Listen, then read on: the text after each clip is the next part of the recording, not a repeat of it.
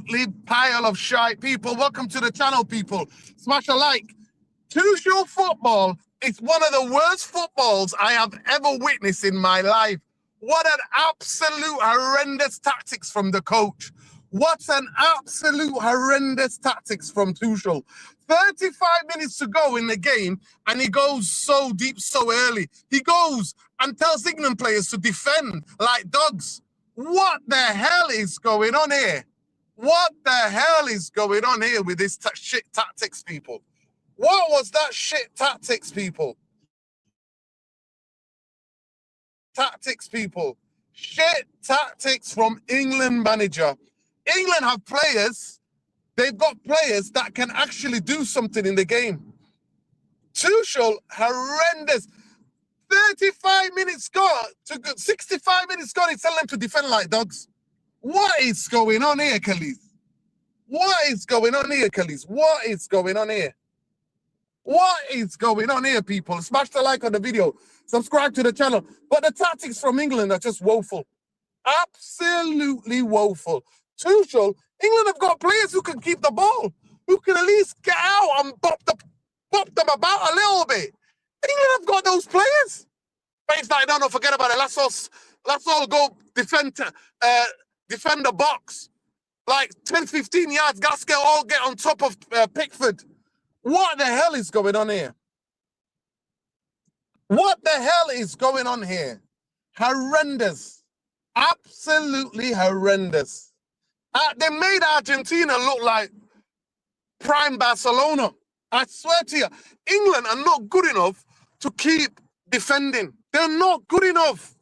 Norway had a sickness in the squad. They had 48 hour, 72 hour flu. Loads of them. This was just horrendous tactics. The tactics, I can't believe how anybody's trying to. I feel sorry for the players. And you know what I say? The players should have ignored Tuchel. They should have ignored Tuchel and actually tried to get on the ball. They should have ignored Tuchel. The players should have ignored Tuchel and actually gone, nah, we're going to get on the ball. We're going to try to do something here. They should have done that. Should have done that, people. They should have done that. It is woeful. On every aspect of it, it is woeful. Woeful, Kobe. A guy who can keep the ball. Nah, not allowed to play football. Not allowed to play football. It's horrendous on every level you think. It is woeful. Tuchel cannot be England manager. He cannot. They got to sack him tonight. You can't do that. Where a game where you were in charge, get it so wrong tactically. Thank God United never had him. I swear to God. Thank God United never had him. Thank God. It's unbelievable, people. The game management, it's Jamie Wayne. You can't go that defensive. 65 minutes gone. 70 minutes gone. You can't go that defensive. You know there's going to be another 9 minutes added on. You know there's going to be extra time added on. You can't go too defensive. You can't start defending your box. England don't have good enough players to be able to defend their box. England do not have good enough players to defend their box. You cannot defend their box. England have got players to have a go and outrun teams and play on the counter. He didn't even try to play on the counter. He didn't. He got the substitutions wrong. When you bring on defensive players, you are transmitting to the opposition coach, to the players of Argentina, we're cowards and we're going to sit back. You're not good enough to hold the lead. You did it against Mexico. And you did it against Norway, who had 72-hour flu bug running through their squad.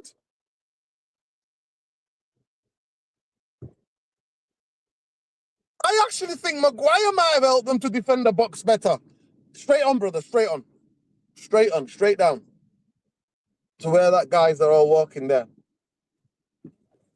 Where the bike, look, just here, just on this. No, just where the bike is, just here.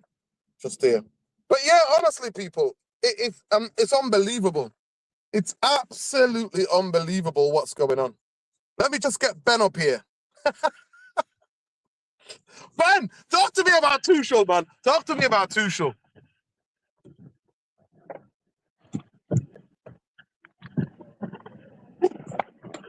Let me get my bag out, bro. What was that shit tactics, man? Tuchel's shit tactics. Shit, he can't go defending like dogs. Tuchel's shit tactics cost England. It's all on him. He can't do that. You can England keep the ball.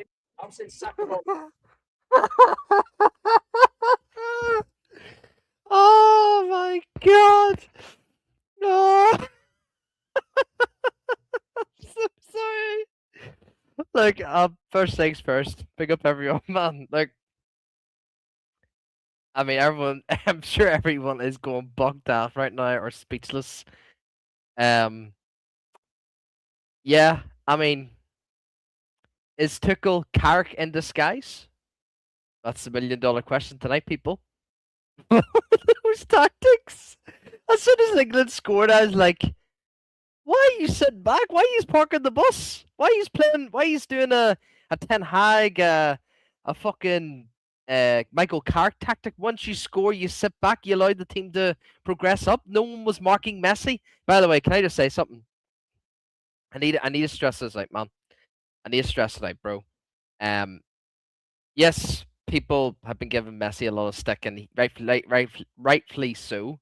Obviously, we've seen the pictures, obviously, with Messi, and when he was a lot younger and stuff. But as a footballer, man, wow. And honestly, man, I never got to see George Best. I never got to see Pele, Maradona, like all these players, all these like insane players, like all these even not the CR9. I never got to see any of these players, man, like in my lifetime. And honestly, man, just to see Messi just still be insane at 30 at the age of 39. Yes, Ronaldo's dropped off, but Ronaldo's still got it in him as well. Like, but I don't think Ronaldo's got it as much as Messi right now. And I think, as much as I'm a United fan, a heart man, and I love Ronnie, I always will love Cristiano, man. But honestly, I think my debate's just finished, bro. I think Messi is just a better player than Ronaldo. That's just me. And people can say whatever you want. You can say you're a fake fan. You're a disgrace and this and that. But he's just insane. Like, everything was just all played to him. I don't think Argentina were that great tonight. I just think everything was all through Messi. Everything's just all through Messi. And look, me and Nerdin always say you can't play through one player. But when you've got a world-class player, fuck, I don't even think he's world. I just think he's just the GOAT. He's the fucking GOAT, man. And honestly, anytime he was on the fucking ball, it was just scary. Like, I was like, oh my god, this guy's literally dribbling past everyone. And his weak foot's outstanding as well, people. Like, that's what I love about footballers too as well, man. But look, Messi, it's been a privilege, man, to get to finally witness you, and just may the best. I mean, obviously Argentina are like, majority of them are Zionists. I'm not gonna get I'm gonna make that clear as well. I didn't actually want Argentina or England to win the World Cup, because I've got a love-hate relationship with England as a whole. Obviously, I'm Irish at the end of the day, and I'm presuming the Scottish and the Welsh would probably be the exact same. But Argentina, obviously, we know Donald Trump's favorite team right now is Argentina. We know that the president of the FIFA he's supporting Argentina. We know that what do you call him? We know that Netanyahu is supporting Argentina too. And the one country that Trump hates and that Netanyahu hates is Spain. And honestly, bro, Spain is honestly, it's my second home. Honestly, I love the Spanish. I'm all Viva la España. And I said it to people like in the panel like weeks ago. Spain's gonna do it, and I just believe. I really really do believe. And I think if Spain's midfield need to be super super important in the final. They just need to lock down Messi, and that's the most embarrassing tactics I've ever seen in my life. Yes, I don't think it's as bad as Carrick's, but Carrick's not far off, people. Like, people are just getting on to me by saying, took us nowhere near, like, Carrick's nowhere near worse than Tuchel. But what I've seen from Carrick's era when he took over, when he came in as a caretaker, it was still pretty bad. But I would say Tuchel, that is literally the masterclass in bullshit tactics. What was that, man? That was the worst. And bro, Southgate wouldn't have done that. Southgate would not have done that, by the way. Southgate would have said, look here, we'll play deep, but we'll keep the ball. We won't be like fucking super, super deep and park the fucking bus. My granda, who doesn't even like football, he even said, why are England parking the bus? It looks like England are literally giving up the possession. You keep the tempo going, and you shut down Messi. Like Messi was literally in acres of space, and there's no one out to him. Morgan Rogers, that's meant to be your job. That's the left back for England. What do you call him? O'Reilly. That's meant to be your job. What are you doing? Why are you not marking Messi? I remember Ander Herrera when he was a United player. The main tactic Ander Herrera was given. You mark Eden Hazard. Don't you fucking go anywhere else bar Eden Hazard. Why didn't England do that? Because Tuchel is I mean, honestly, we were about to sign him. That just says it all. And people keep telling me that we got competent people. And we were thinking about signing Thomas Tuchel to become Man United coach. Oh man, it's embarrassing. But look, honestly, I'm not celebrating.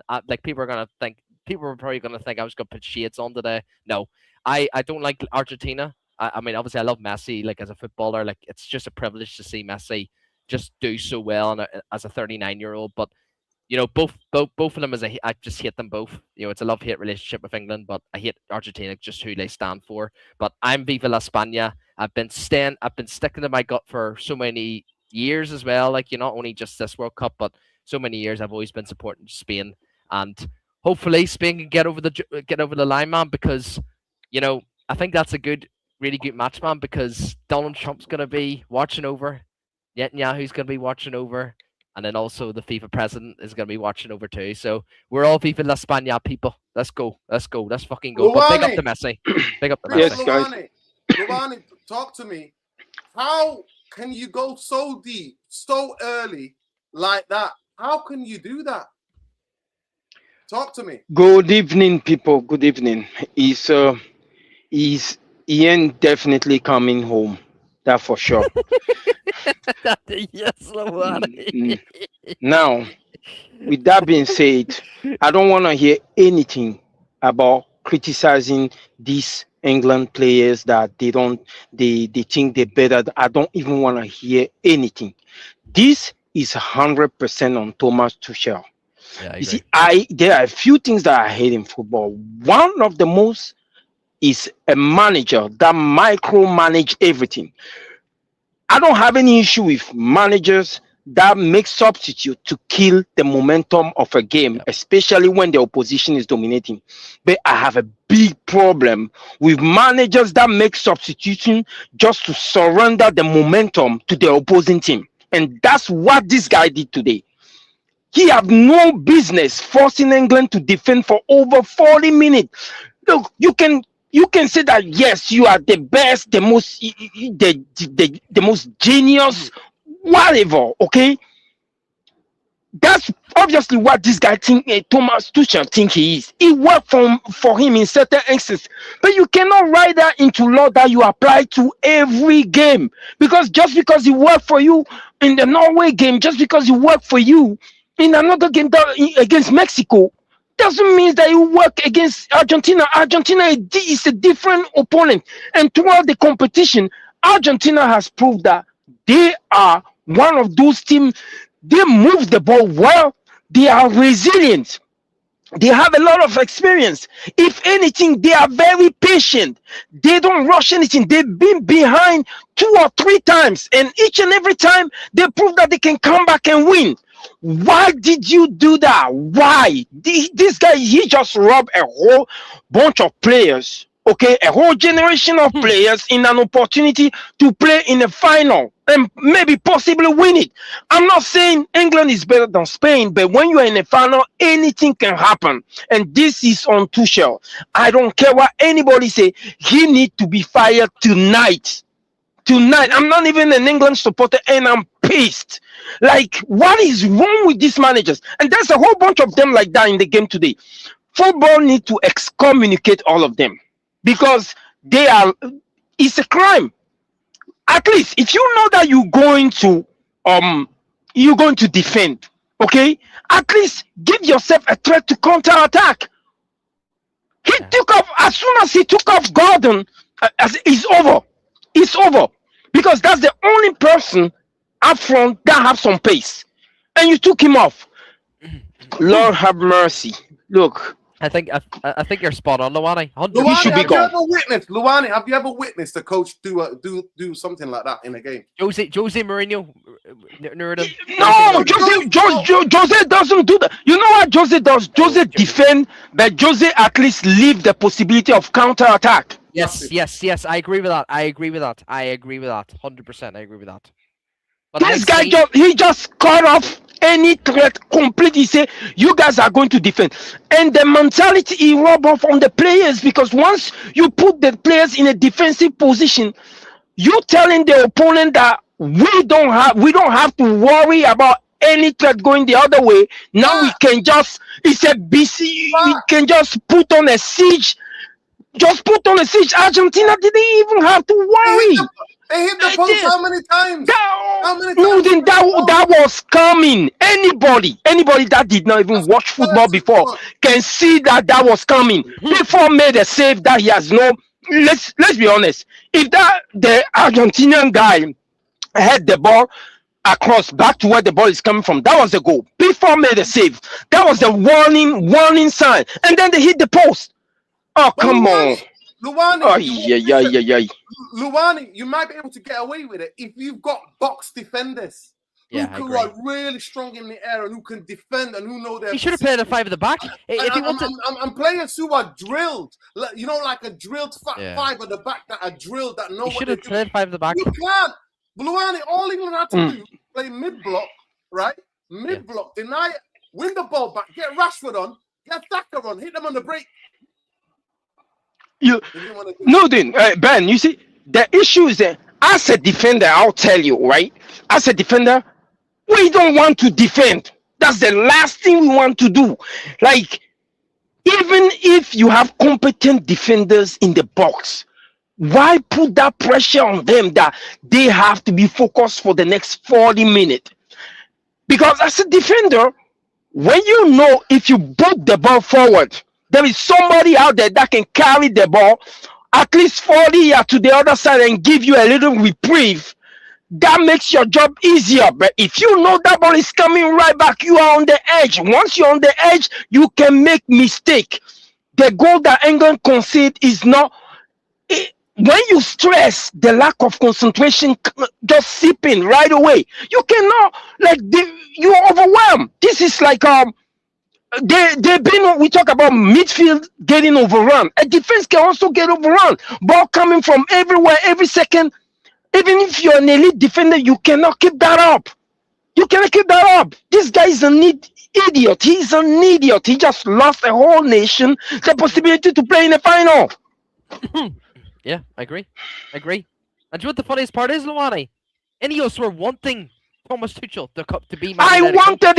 I wanted him. I'm done. Exactly. And it just goes to show, Luani, that yes, we got fucking blessed. We got blessed in fucking disguise, man. But it just shows how incompetent and how delusional we've got in terms of our sporting director and our chief executive officer. They haven't got a Scooby-Doo what they're doing. The fact that they have actually were tempted to recruit Thomas Tuchel is literally mind-blowing. Just because he fucking did okay at Chelsea, man, doesn't mean that he can work at Man United. It's a different kettle of fish, bro. And yet alone, England. He's chosen for England. You could probably say England job is near enough as bigger as Man United job. You're representing the whole country. Big up to Khalifa Medin Lassie. When he took off Rice and Gordon, we lost control. Yeah, Robin and Howlett.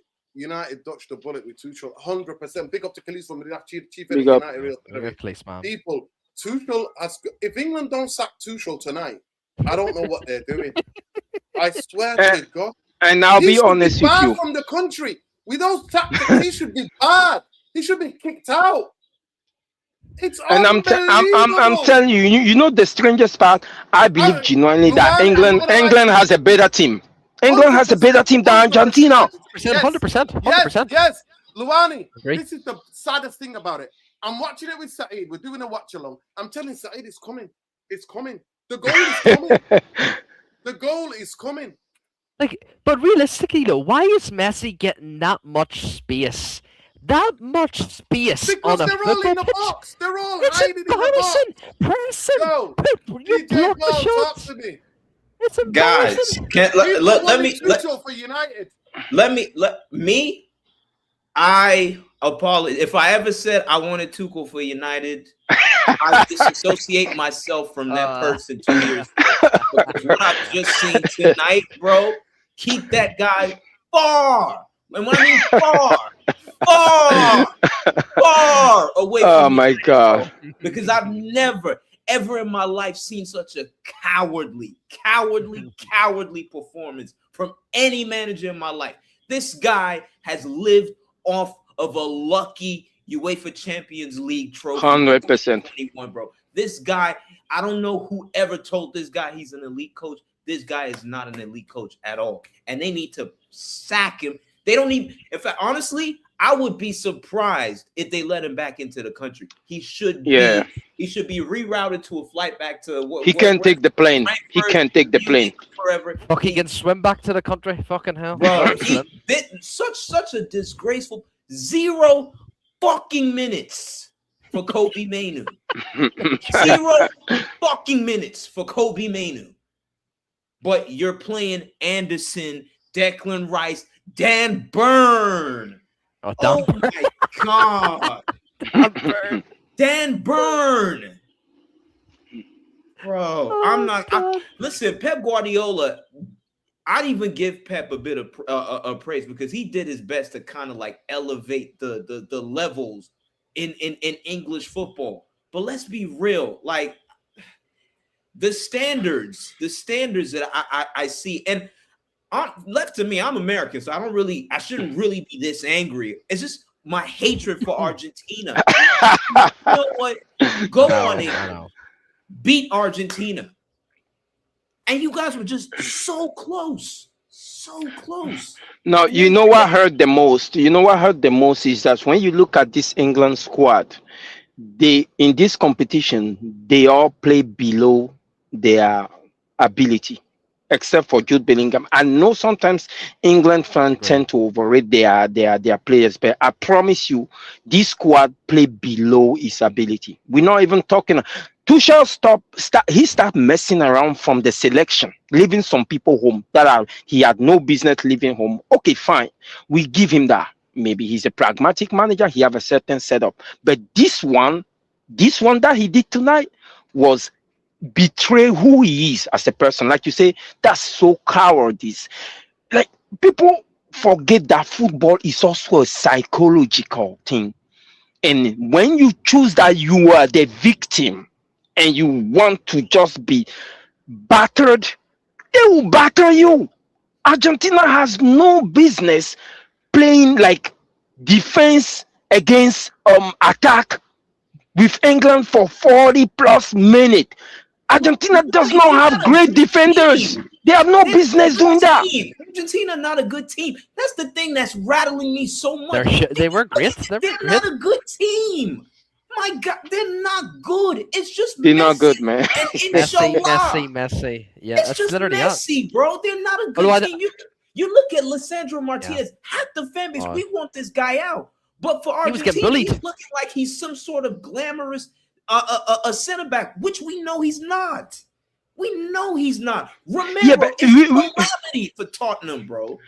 Yeah, but we said they're not a good team, but you know what we have to observe? We have to understand. Argentina have respect for the football. They know how to move the ball. They don't overdo it.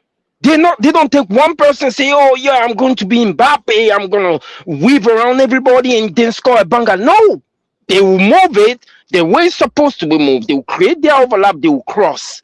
They don't cheat the game of football. And the rest does itself. Look at what they were doing today. They don't have any quality anywhere except for Messi, but they keep finding a way to cross the ball. That's crazy. That's crazy. If they have a semblance of better finishers, but they win this game today by 4-0 in the second half. Yeah.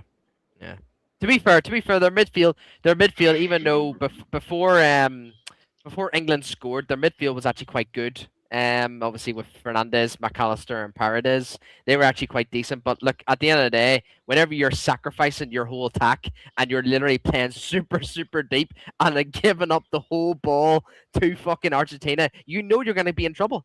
I knew there was going to be a goal happening, and look what happens. Everything just all played to Messi. Yep, Messi, you do the work. Everyone get in the box, and then that was it. Good night, Vienna. And that was it, man. Like, honestly, bro, the amount of space Messi got, man, was mental, bro. I could not believe it, bro. What does he do? What was he even thinking, bro? A Sunday League team would have said, when Messi gets the fucking ball in the width, fucking close him down. Don't stand back. Close him down. But no, he didn't. And they literally, England were dropping deeper and deeper and deeper and deeper. And I'm just like, it's listen, crazy. it's going to end one way. I'm like, you guys are living dangerously, because Pickford made like three or four saves, and I'm like, wow, I've never seen Pickford perform at this level before. But he was so like on his game, and I'm like, this is only going to end one way. And when Enzo scored, I was like, okay, cool. Extra time. Maybe anything could happen. You bring on Rashford, you bring on Tony, you bring on Saka, you bring on maybe someone, you change the game, but he just still No. It was never going to happen. Tuchel never had a plan throughout the tournament for Rashford or Tony. And bringing them today just signaled desperation. You just Hail Marying the thing, throwing everything at the wall and hope it stick. Is bullshit. This was never going to work. Yesterday, I was looking at the possible lineup and I said, hey, what Tuchel can do to make this thing easier, just bring in two wingers, Saka on one side, Gordon on the other side, and try to play I agree. Play Rogers in the 10, drop Jude Bellingham into an 8. You don't need two double pivot against Argentina. Just play one single pivot, either to defend either Declan Rice or Elliot Anderson. Pick one, but you won't just have to play in that 10, because you're going to get. If Rogers play in that 10 and you have Saka on one side, Gordon on one side, you keep these Argentinians honest. Okay. He was so useless on that right hand side, Morgan Rogers. I don't know what. When I seen the lineup, I'm like, what is he doing?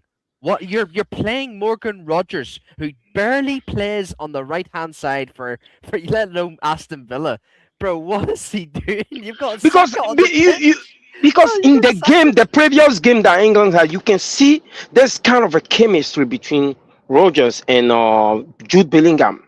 And if you drop, even if you want to play them as 2-8, that's fine. But Harry Kane still need a supply line. And Saka is a smart winger. He know how to find his strikers or his runners in the box. What is going on with this Tuchel guy? Oh my God! Even Cole Palmer, you could say Cole Palmer, Foden. They didn't have the best of seasons. Yeah, I really would have said, you take one of them, and I probably would have leaned more on Palmer. You take Palmer because anything could happen.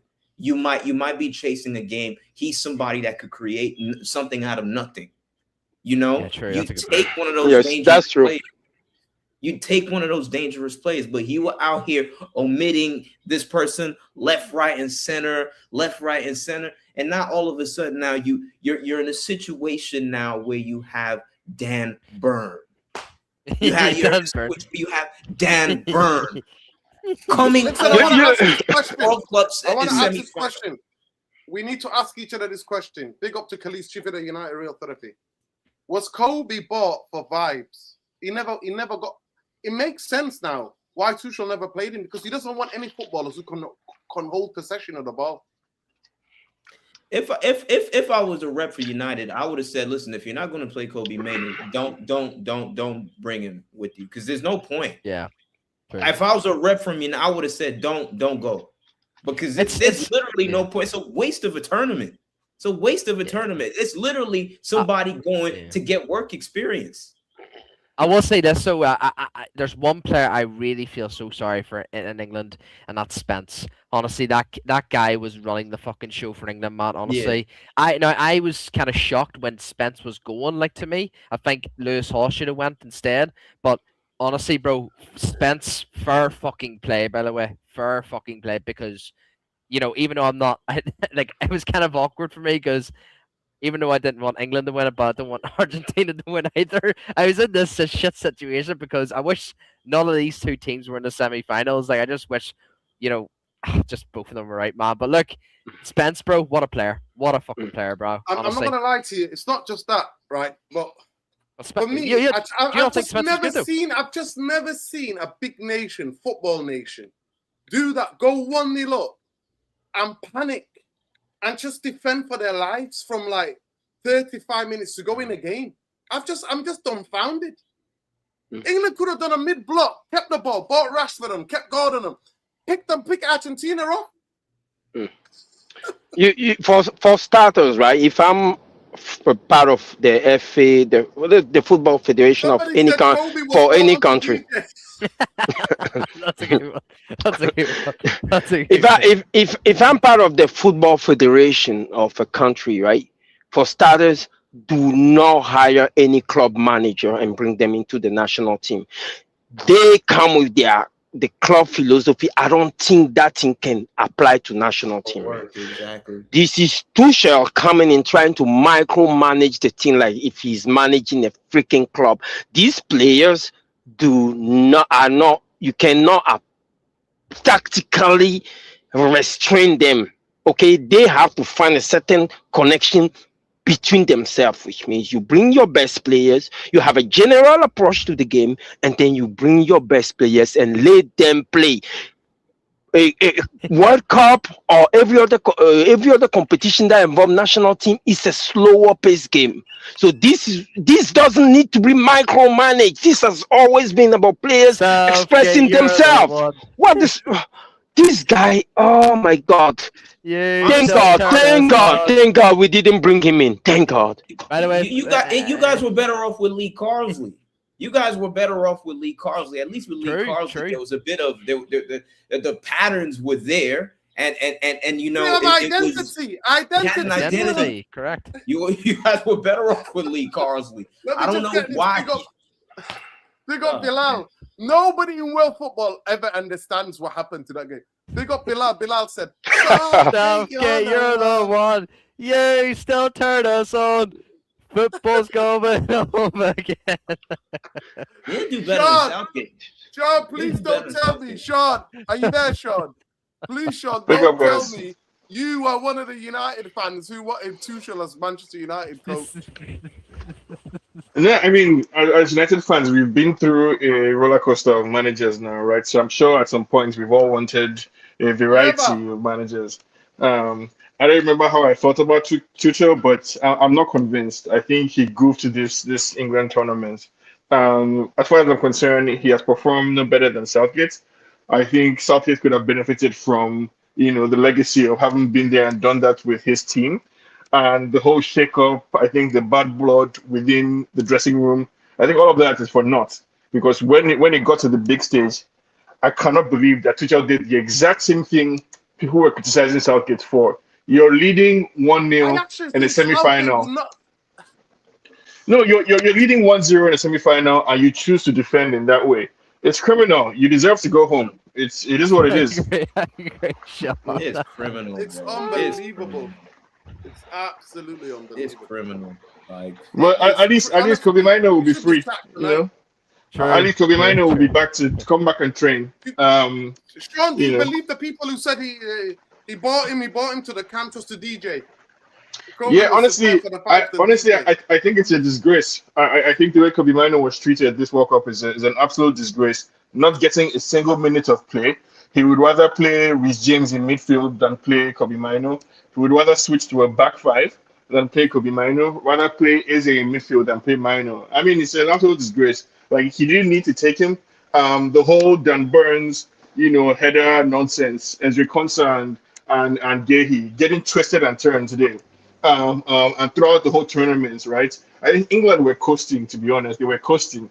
And they were lucky to have the quality of Bellingham and Harry Kane to see them through the previous games. Today, they needed actually to play football. They needed somebody who was going to be able to dictate the play, right? Not a crash dummy like the players that they have. But I think there were some stars on the English team that can count themselves today. I think Jet Spence added like £30 million to his value. He had a fantastic game today. Elliot Anderson, wow, what a midfielder. All action, deep line playmaker, box to box. He's intense. Like he covers a lot of ground. He's good on the tackle. He's good on the ball.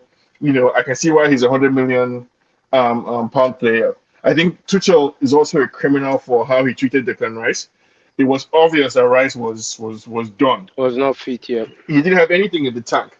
Why not play your other midfielders? And then you're trying to defend the game.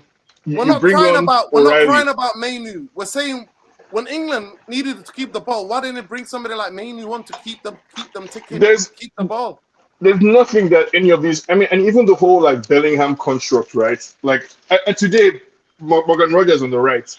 At a point in time, it was obvious that they needed somebody like Saka or even Madueke to play. But I mean, all in all, I think Argentina. Honestly, you have to give them respect. The way they attack, it's a lot. Like it's just too intense. The way they bring the ball forward, and then I think Messi just has that X factor, man. So now they're my team for the World Cup. I'm supporting them in the final against Spain. I think the worst thing about this Tuchel experiment is they're not even going to come third, right? They're going to lose to France. They're going to get this weekend. So yeah, so it's just all around. It's really sad. But on the flip side, I think it's good vibes for United right now. So I'm okay. The question is, people Sean, got a question. Sean, I need to talk to you about Tielemans and Santos. Who's going to win the ball for United? Who's going to chase? Who's going to cover the ground? Who's that player? I'm not worried about that per se. Honestly, I think I registered my disappointment with the overall transfer window, right? So that's done. I've moved on now to, okay, how can we make the squad that we have work? And it seems obvious to me that, like, the way Carrick wants to play football, I think it's good to have a ball winner in the squad. But I don't think his ideal starting midfield two always has to include the ball winner. I don't think Casemiro was a ball winner for us last season. I think what Casemiro had was a lot of experience in terms of his positioning. And he scored a lot of goals in the opposition box. He was good with spreading the ball. And from my perspective, Tielemans is coming to replace Casemiro. That's how I see the choices that we've made. I don't think that's ideal, but I think if Tielemans can give us exactly what Casemiro gave us in midfield last season, I think we'll be okay.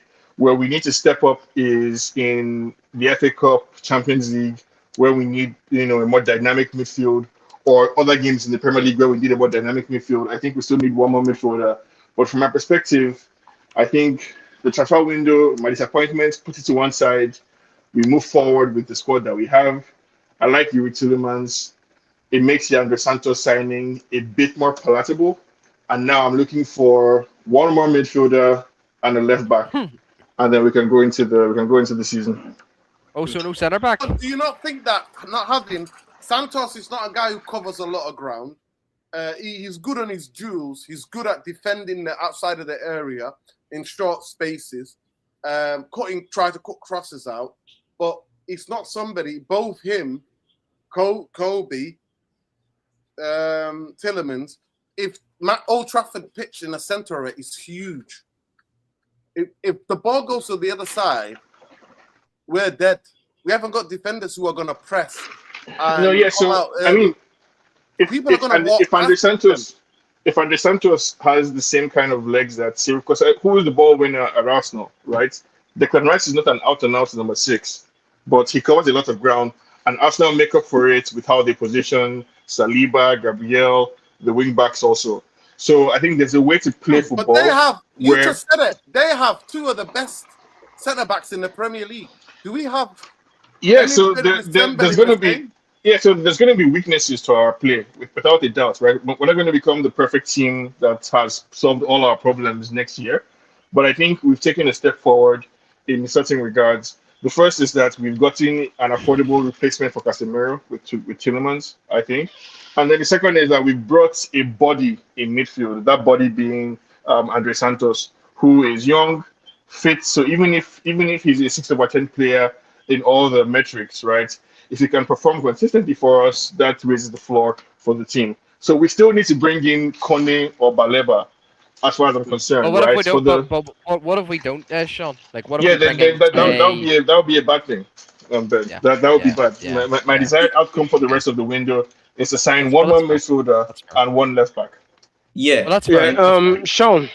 Sean, I just think that for the replacement of Casemiro, is Andre Santos that actually is brought in to replace him.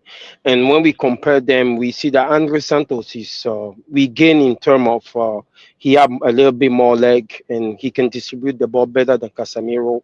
The only thing is that he doesn't have experience that Casemiro have, and the goal the goal side that Casemiro has, but I believe it's Andre Santos. Now, for Tielemans, I believe Tielemans has been brought to take a little bit of the creativity weight off Bruno, because Tielemans can roam in that 8 or that 10 position, and Yeah, he but also we have. can only play three midfielders. At any point in time, we can only play three.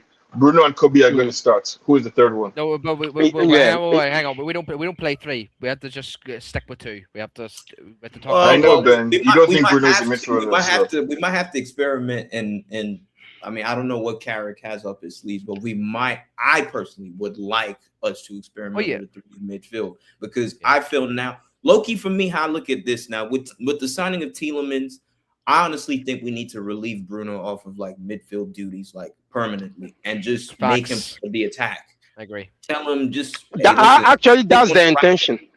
That's the intention. yeah, Yeah. stick on the Mm. right wing because we don't need to do this, 10 gimmick anymore. Like, nah, just Yeah, push him to the I right agree. wing because I feel like we with Tielemans now, with Mainu, with Santos. Santos is kind of really an unknown quality because yes, we have the stats and everything, but we don't really know how he's really, really going to develop. And hopefully he develops well, and that really helps us for our midfield. We don't know who that last midfield signing true. is because that's very, very, very important Important. to how this Right. is. If it's a Baleba, if it's a Kone, if it's a Burge, then I'm all in for it because then it connects all the pieces together. But if it's not the correct profile, then it could be you guys need to forget about Bruno Fernandes not being in the midfield. Okay, just like this, it's a dream. It's a dream that many fans have, right? Like many people he think needs to be out of you there. just if we just get Bruno out of the way, we can solve all our problems. I'm Just happy forget to about accept that. that. I'm Left happy to to me, accept that. I dropped but him that's from the team, but it is what it But is. I hate to say it to you, though, Sean. If we don't get a Kone or even a fucking thing is, if you bring in a Sangare, that's kind of horrible because you're putting so much pressure. Let No, alone but on like, Santos, but you're putting so isn't much that pressure kind of on like Sangare. a So simplistic way to? Isn't that kind of an overly simplistic way to what? look at football? I think, and again, if you guys are willing to grant that in a world where Martinez and Maguire have a perfect season and the wing back step up, right? You don't have to play with this an out and out six. You don't. You can play football It's not a with six. It's two not. It's more not central outright six. midfielders, basically. It's three hybrid midfielders. And right now, to my understanding, I think Tillemans is a hybrid Yes, midfielder. yes. I think Kobe Minu is a Right, Think hybrid back stop to the game. midfielder. dreaming, Think back Sean. to the last Santos game of the is a season, hybrid right? midfielder, but we don't have that right Ben, we out got and to out. stop dreaming. Ben, we got to stop Yeah, no, I dreaming. know, but that's what I'm saying. Bruno Dude, I Fernandes said is we're never coming to gonna be the play. main number Oh, 10. we're never gonna play We're going to play three two. man. We're never gonna play three. Yeah, we're We're going to never play ever two. will. Okay, That's what we're going to do. okay, And I guys. think playing Kobe and Tillemans, we're going to get exposed right, left, and We're center. not gonna get top four. We're not gonna get top four. Okay, You may as well. okay, guys. Right? Let's. Unless We let me all finish. have Unless 1 second, Tawana. Okay. Unless he puts a game plan on where Manchester United lose the ball every single play, the whole 10 of outfield players hunt for that ball. Everybody I think that's what he's going to work on. That unless he does that, those two are going to get exposed. Okay. So we all have our own little agenda against Bruno. I know I do. Travis, please But jump we- on. I we- need to we- talk to you about but- England game. I need to ask you about Tuchel. Jump on if you can. But we can By the way, put, guys. By the Yep. way, look what Tuchel said. Tuchel said this. Oh, it's embarrassing, bro. Tuchel said. What did Tuchel say? Tuchel said this. He says, "I have zero regrets. We played one of our best matches." Listen, reroute that guy's flight to Frankfurt or Munich ASAP. Do not let that guy back into the UK. I'm telling you guys right now. Reroute his flight. Put him on a Lufthansa flight back to Munich, man. He's on some bullshit. Honestly. those are the quote of somebody who knows that he's guilty of a crime. Now, when we talk about Bruno, right, we all have our own agenda. I do. But let's look at it from a purely objective standpoint. Bruno, from last season to this season, add another year to his age. So he's 34, 35. Okay. We're going to have a lot more games. So with 3 games a week, I think that the reason Tielemans was brought in is just to take a little weight off him in terms of the minute. That's all. We cannot go into the season and rely on Bruno to play 90 minutes of football 3 games a week. That's not going to happen. Now, when we look at the composition of the team, we are asking for the third signing to be somebody that have legs and somebody that can cover a lot of ground, physical, carry the ball preferably. So if that person turned to be Baleba or Manu Kone, how are you going to compose that midfield in such a way you keep the balance? It's definitely not going to be Yuri Tielemans and Kobe Mino in the pivot. Never. Why not? Why not? I don't understand this argument that you're making. Tell me what Casemiro was doing for us, right? When the season that we had last season, what is Banukone or Baleba going to do, right? What we're going to do that Casemiro was doing for us last season? Okay, I can tell you right away, right? I can tell you right away that Yuri Tielemans and Kobe Mino do not have a defensive bone in them. So if you pair them up, you're going to have some. I don't agree with that about Tielemans. Not the Tielemans that I've been seeing. We play though. It depends on the opposition as well. Exactly, if too. We're playing like a Hull City or something where they clearly would sit back. Then I think you can get away with playing Manu and Tielemans. But if we're at like Anfield or where is it, Etihad, then it's like, okay, exactly. No, we need an extra midfielder there because then we need somebody who could be more defensively. But that's what I'm saying. Like if we were to come down to if we are playing like say Liverpool one week, who is going to be our double pivot? Let's just say we don't get a third midfielder. Let's just say hindsight, because right now we don't know if we're going to get one. Yes, there's been leaks we are, but let's say we are. Who's going to be our double pivot? So I'm going to contradict myself from yesterday. So basically, what you're trying to do is play a double pivot of Kobe Mino and Tielemans against newly promoted team from the championship, teams that run for a living. It's not going to work. The best attribute of Tielemans that we know is his ball progression. He does not have a defensive bone in him.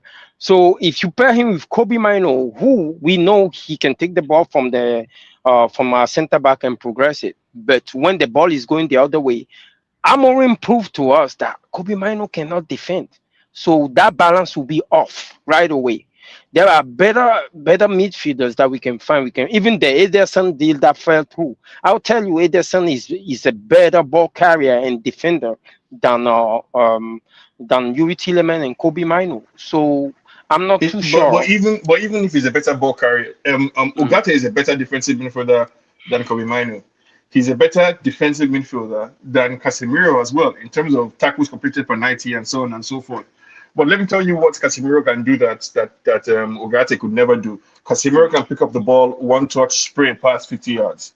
Tielemans can do that too, right? It's a deep line playmaker role. It's not for the tackling and barkling and breaking up play. It's a deep line playmaker role that is going to leave us exposed a lot or quite often, right? It is going to leave us exposed. We're not going to dominate teams on the ball, and we don't have to play that way, right? We saw that last season. We didn't have to be the Man City or Arsenal type of football. What we did was pick up the ball aggressively, win the ball back in packs, spread the play quickly, right? And then counter like that. I think we're going to sign a third midfielder, I but hope. but I agree with the other gentleman. Most games is going to be Mino, Tillemans, and Bruno. Some days it might be Santos Tillemans. Some days it might be Santos Bruno. Sorry, Santos Mino. Right. Some days it might be Santos I think. Tillemans. If it's away at Yeah. Anfield, we might throw in a third defensive midfielder. But I promise you guys, the way Carrick wants to play football, it seems pretty obvious to me that he's not doing the single pivot agenda. Think back to the games against Brighton last game of the season. Kobe Mino, Mason Mount in midfield. That's the idea, right? You can discount the game however you want, but in terms of how we approach the game, don't be surprised if you see many of those sort of pairings in midfield. I think that's what Carrick wants to do. And if you look back to Carrick's career himself, right, he's the last guy you want to tell that, oh, to be a DM, you have to be a hard tackler. I think Carrick will tell you that my career disagrees with that conclusion. I think we're all disrespecting the fact that when we say we want to play Tielemans and Mainu and Fernandez in the lower teams. No, can't forget as well when teams come to us like at Old Trafford, we go to them. Let's just not be on. We have to be honest here. We sometimes do struggle against the lower side teams as well, so we have to be 100% here as well, man, because we have struggled like in the past, and we haven't been. Nura can tell you so many fucking games where we weren't the better team. They were in control, like Sanderberg, obviously the Fulham game at Old Trafford. Fulham were just in control. Fulham should have won that game, but we just got super lucky. So look, when it comes to Tielemans, Mainu, for me, it's just we're in serious shit, man. We really Honestly, are. One thing I would say about this is, and I'm not what's his face his biggest fan at all, but I honestly do feel now more than ever would have been maybe, and I don't know if anybody's picked up on this, to maybe have Ugarte in the team, because I think maybe he could have provided that a bit of balance. He's not good on the ball, but he's more aggressive in terms of like winning the ball back and stuff. Yeah, he's more mobile. Yes. I think He's that the most mobile guy that we had in our Guys, squad. And he's out for the season. I just listen. I want to say with Luani, are you having Camavinga? This is the latest player that United have been linked with. See, the issue with Mr. Eduardo is he's behind schedule. He was supposed to be one of those people, those players coming out of the French academy, the French league for a while and do well. But the issue with him, I think he have a psychological problem. Every time I see him play a game, it's almost like he's worried about making mistake. He play well below his abilities, and unfortunately, for a professional football player, the mental side of the game is the most important, but is also the hardest one to solve when it comes to that situation. We've seen plenty of players with talent not being able to fulfill their potential because the mentality was just not there. He put too much on himself, and every time he's having a bad game, it's like the whole world is falling around him. He need to get it together and fix that side of it. I don't know what the atmosphere is. The atmosphere is like at Real Madrid, but I do know that in order to play for United in front of that crowd with the pressure, yeah, he need to do better. I'm not saying in terms of talent, he's right there. He's a very good player, but mentality wise, he's just not being able to put it together for years. So I don't think he's for us. Listen, with Camavinga, for me, I rate him. He's a top player. I think honestly, the only thing I'm put off by is the injuries. If he wasn't injured, I would have said, listen, sign him up tomorrow. But those injuries for me, I mean, I was looking through it and I'm like, yo, I haven't gotten through the first page and I'm still seeing 24, 25. And I'm like, that's a bit concerning to me. I make excuses for some plays and I'm like, listen, injury prone, but I'm like, okay, you're worth the risk. I kind of feel now we have Tielemans, who's also injury prone.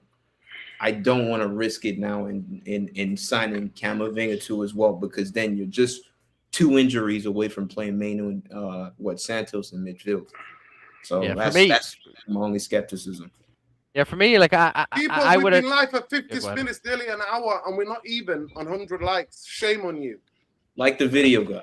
Like the Yeah, video. come on, man. Yeah, for me, like I liked Camavinga like a few seasons ago. I would have took him like 2 or 3 seasons ago, 100%. I would have, but like Paul said, you know, his injuries are a major concern, and in my opinion, I think his profile is similar to Kobe Mainoo's profile and similar to Santos's profile, and we just can't be bringing in so many fucking profiles that have similar categories, and I just think he's the wrong profile we need. And the thing is if anyone else even dare buys fucking Camavinga, I think it just shows even more how incompetent they really are, man. Because you've got too many there.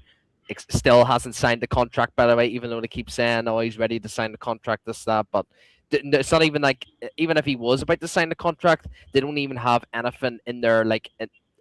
They don't even have that, like, that flair in themselves to actually, persuade him, or convince him to come to Man United, or like convince him to, like, explain what project any of us are trying to build. Like, it's just embarrassment, and it just shows how incompetent they really are, man. And but not for me, bro. Like, if Santos or Tielemans didn't sign, and say we did get Camavinga, and say we were going to get Kone and or Sangare or whoever it was, I probably would have.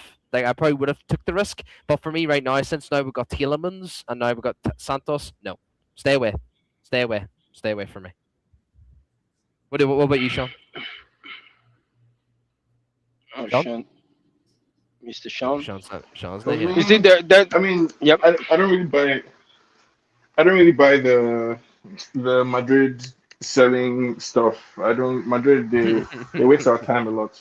Um, I think unless it's a player like Casemiro at the end of his tenure, I wouldn't be interested in anybody Madrid is trying to get rid of, especially if they're gonna charge us anything above, like, 50 million for him. So, I think Yeah. go and get me Kone.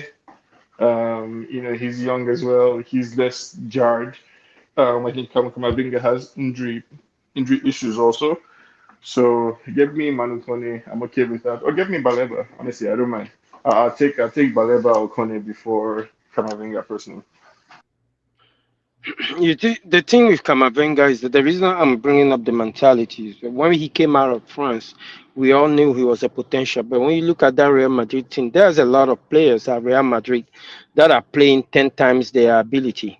Like when you look at Jude Bellingham, for example, we know he's physically a freak, but football wise, he still left to be desired. But he has a mentality that makes him think he's the best player of the world, and he plays like that. Same thing with Bruno Fernandes. He's a limited, footballer in a sense, but he used the one attribute he has, which is thinking and his passing range, and he thinks he's 10 times the player that he is, and he's our captain. So when it comes to that, mentality will take you very far. But when you look at Kamavinga, it's almost like he's regressive in a certain sense, and he beat up on himself. So when you are a player that have that in your own head, when you get on the pitch, or when you change team from one club or one country to another, it will either regress you, it will actually regress you. But when you believe you better, you believe in your own potential, you play mm, above your talent. And unfortunately, Manchester United is not the kind of club to nurture those kind of players that do not believe in themselves. It's even Baleba as well. Like, I actually think Baleba would be the wrong, like.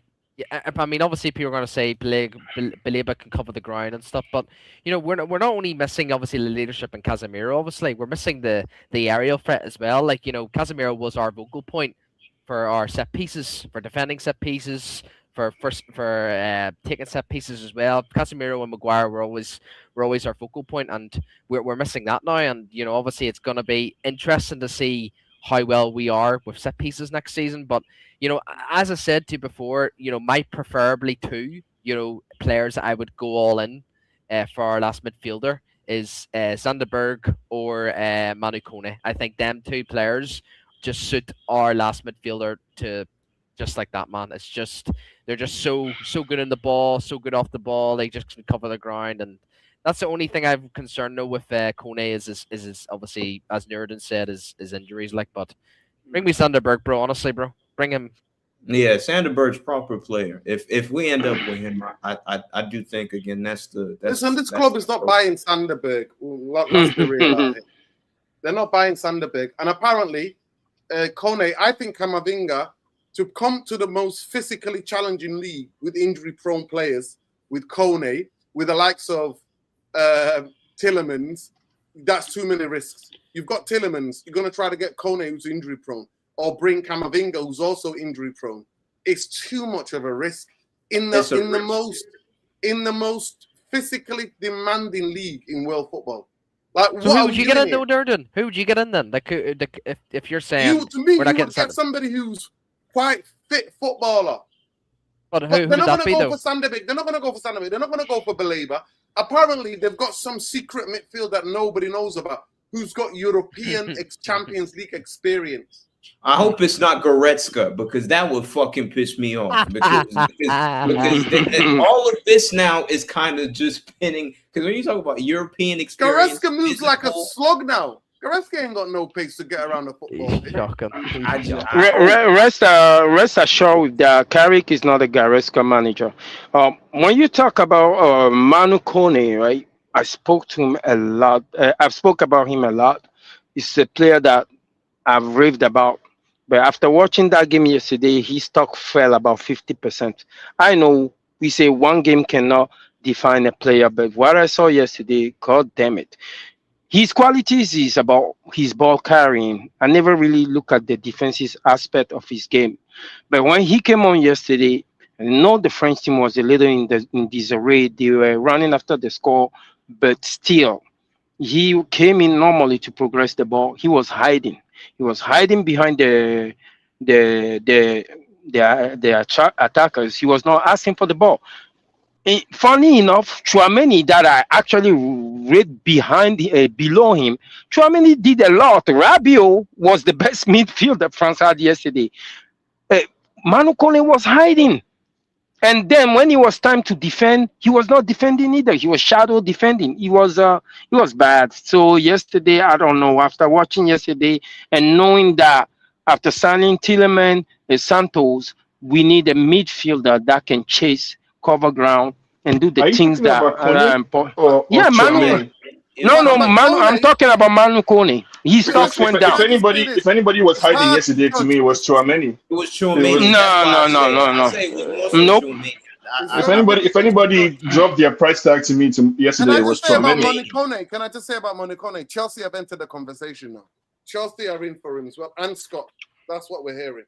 So we've basically give Chelsea for a substitute guy on their bench. We give them money to go and get top midfielders.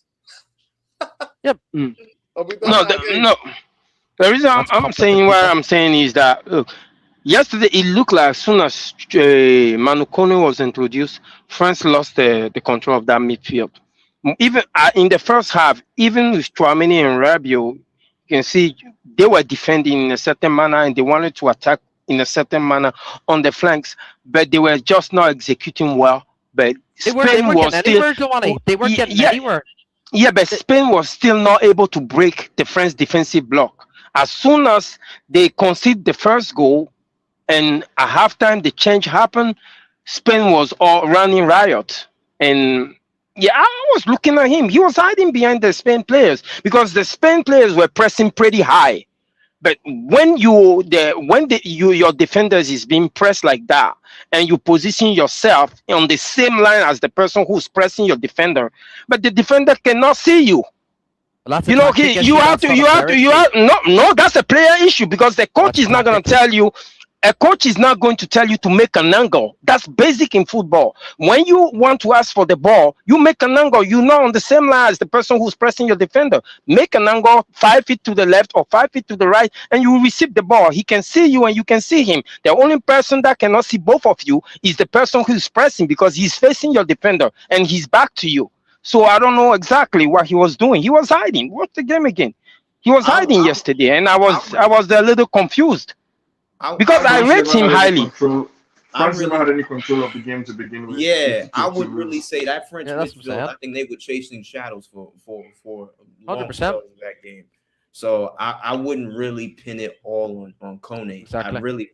I really just would say Spain had a game plan and honestly just pressed the living daylights out of France. That France had no answers at all. So I wouldn't really blame it on. I'd blame it more so on Deschamps because Deschamps really set them up poorly, and the Spanish guy De La Fuente, he just schooled him. Unbelievable. No, I don't blame Deschamps. I don't blame Deschamps yesterday because you cannot out-football Spain. You're not going to take that midfield away from them. So he set up in such a way that you can't. No, you can't. You can't because Luani, guys. All due respect, you get somebody like Zemery in there, and you match them in midfield. 3 are always going to dominate 2. Who? Three are always gonna dominate 2. What are we doing here? Damn, guy, we acting like we don't know what the identity of Spain is. You guys ever watch a game that Spain play where anybody dominate them in the midfield for the past 20 years? Yeah, never. It doesn't happen. Let me tell you something. Let me explain something to you. It was 5-1 in the Nations League. France were losing 5-1. They bought in Jerky. He matches them in midfield. They play 3. He plays like on 2 and then a 1. He plays in that kind of number 10 role. He scores a worldie. They bring it back to 4. They score 3 goals unanswered. 4 goals unanswered. Right? 3 goals, unanswered. And if it would have been a couple of more minutes to go, they would have got back into the game. We saw it with our own eyes. Nuruddin, you said, okay, Nuruddin, calm down. No, Nuruddin, calm down. Did you say 5-1? How did he get to 5? How did he get to 5? 1 second, because they have exactly the same. No. Let me explain. They are 2 in midfield. They're playing against the 3, and they got absolutely bopped. Till he's made the substitution and brought on a number 10 stroke midfield player who played in the hole, and Spain could not go on. I want you to go and watch the highlights of that game. I watched that game. You know what Deschamps did? The game was already lost, and he threw the kitchen sink at it. He gambled, and France used their physicality to come back in that game. The game was 5-1. 5-1 is not a fluke. Okay, Spain dominated. Spain was playing with their food. They dropped their liver. Huh? They were playing with their food. All right. Okay, I'm talking about the game. Look, I'm talking the way I understand the game. The way I understand the game yesterday, right? Deschamps set up properly. That's fine. Deschamps set up in a linear. No, he set up. Look, he set up in a. Nuruddin, give me 2 minutes, okay? Deschamps set up properly. When you have Tchouaméni drop off in the back 3 to make it linear, you're supposed to push all your fullback forward. Digne was not going forward. The other guy on the other side, what's his name already? The guy that played for Barcelona was not going forward. Koundé was not going forward. The idea was to surrender the midfield to Spain, was attacking them to the flank. On the right is supposed to be overloaded with Koundé, Dembele, and Olise. On the left, you're supposed to be Digne, Rabiot, and Barcola. But they were messing up. They had the ball in those areas. They were just messing up their execution. Dembele was messing up. And Barcola was messing up, and Deschamps didn't know what to do. Eventually, he took out Barcola, put Edouin, and Edouin was even worse. They were making the worst decision ever. The shape was unbelievable. They were shifting towards the width. The fullbacks were so pressed up when France had the ball. The fullbacks were super high, and they were playing the high line. They're playing the fucking high line, so they couldn't go anywhere. So, like I said, they what you're trying to say is they couldn't do that. Not because they were shit on the ball. It's because they couldn't do it because what do you call him? Luis, I can't remember his fucking name. The Spanish coach. His tactics were perfection. And the reason why No, they were not. They were not. Watch the first 15 minutes of that game. You know what happened? The Spanish team brought the press, and Mañan played a straight pass. The first pass went to Olise. He broke 2 lines of the Spanish press, and Olise couldn't put Mbappe through. It happened again 5 minutes later. Mañan played straight through the Spanish press again. The pass went to Rabiot. He fucked it up. The game plan was fine. The execution on the other side, on the final third was a mess. It was a mess. If that game, if France, okay, look, it comes down to fine margin. We can talk about the Spanish domination today, right? But we know that first game, that first goal, which was a mistake, it was a fluke, changed the whole game. In another multiverse, that game would have been over within 40 minutes. The French up 2-0. I said 2-0, 4-0. Those are the fine margin in football. Your game plan against Spain cannot be fine if you started with Mbappe as your number 9. That doesn't make sense. How are you going to press? Right? Yep. Like, they were chasing ghosts throughout the game. They made France look ordinary. And when they eventually recovered the ball, it was impossible to get the ball to Mbappe or Dembele because they had to work too hard. That Spain team reminded me of prime Barcelona. It gave me nightmares watching that game against France, because like France, they had all the quality in the world, but they couldn't play through. Guess where? They couldn't play through midfield. That's it. If France had Luka Modric in their team yesterday, if they had Paul Pogba, for example, that's a difference between France and Spain yesterday. It's unfortunate.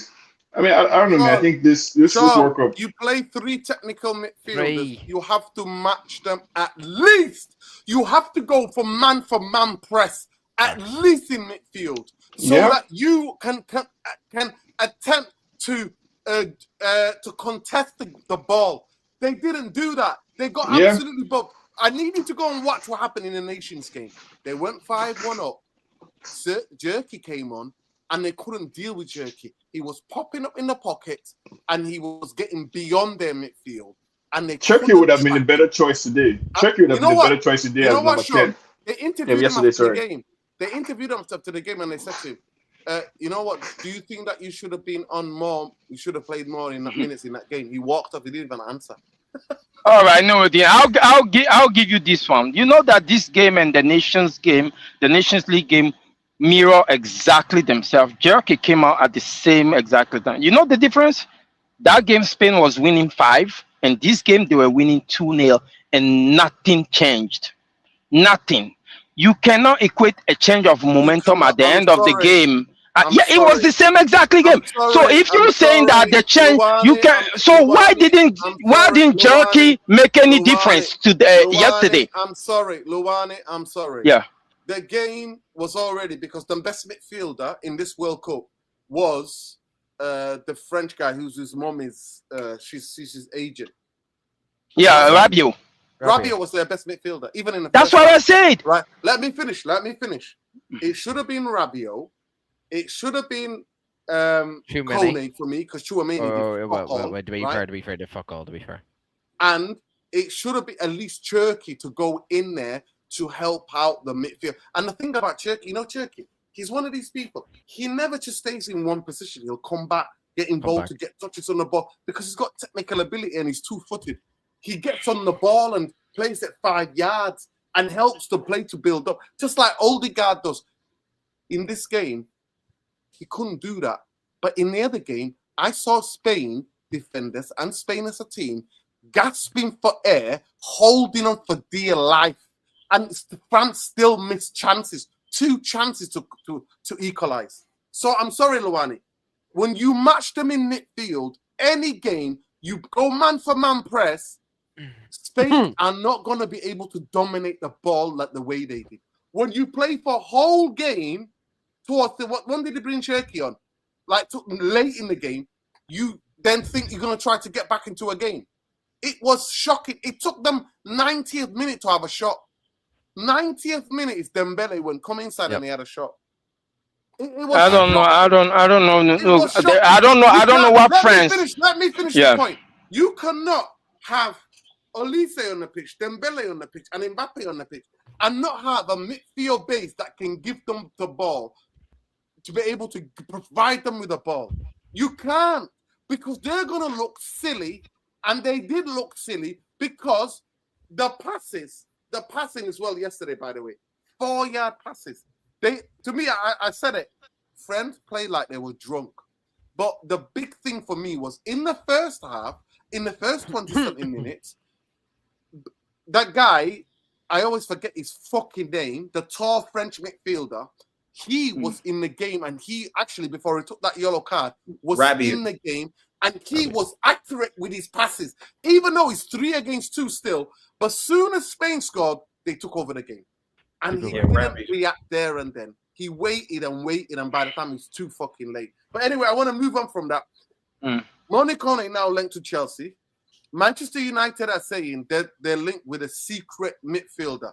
Who do you think that midfielder is? And I'm going to be asking that in the chat. So have a guess, guys. Let's play the guessing game. Knowing that who they've signed, who's the secret Champions League experience midfielder that Manchester United have got up their sleeve? Who's just number 6 and somebody who's got pace and power to get around the football pitch? Who is it? Honestly, I wouldn't even bother. I'm just hoping to be surprised like Tielemans. Just surprise me. I want to wake up one morning and find out that we've signed somebody. And given the Tielemans signing, I feel pretty confident saying it could be anybody. Because nobody had Tielemans on their radar. I think this came out of nowhere. Clearly, they have been working on it for some time. Shout out to the team behind the scenes who were able to keep it. Sean.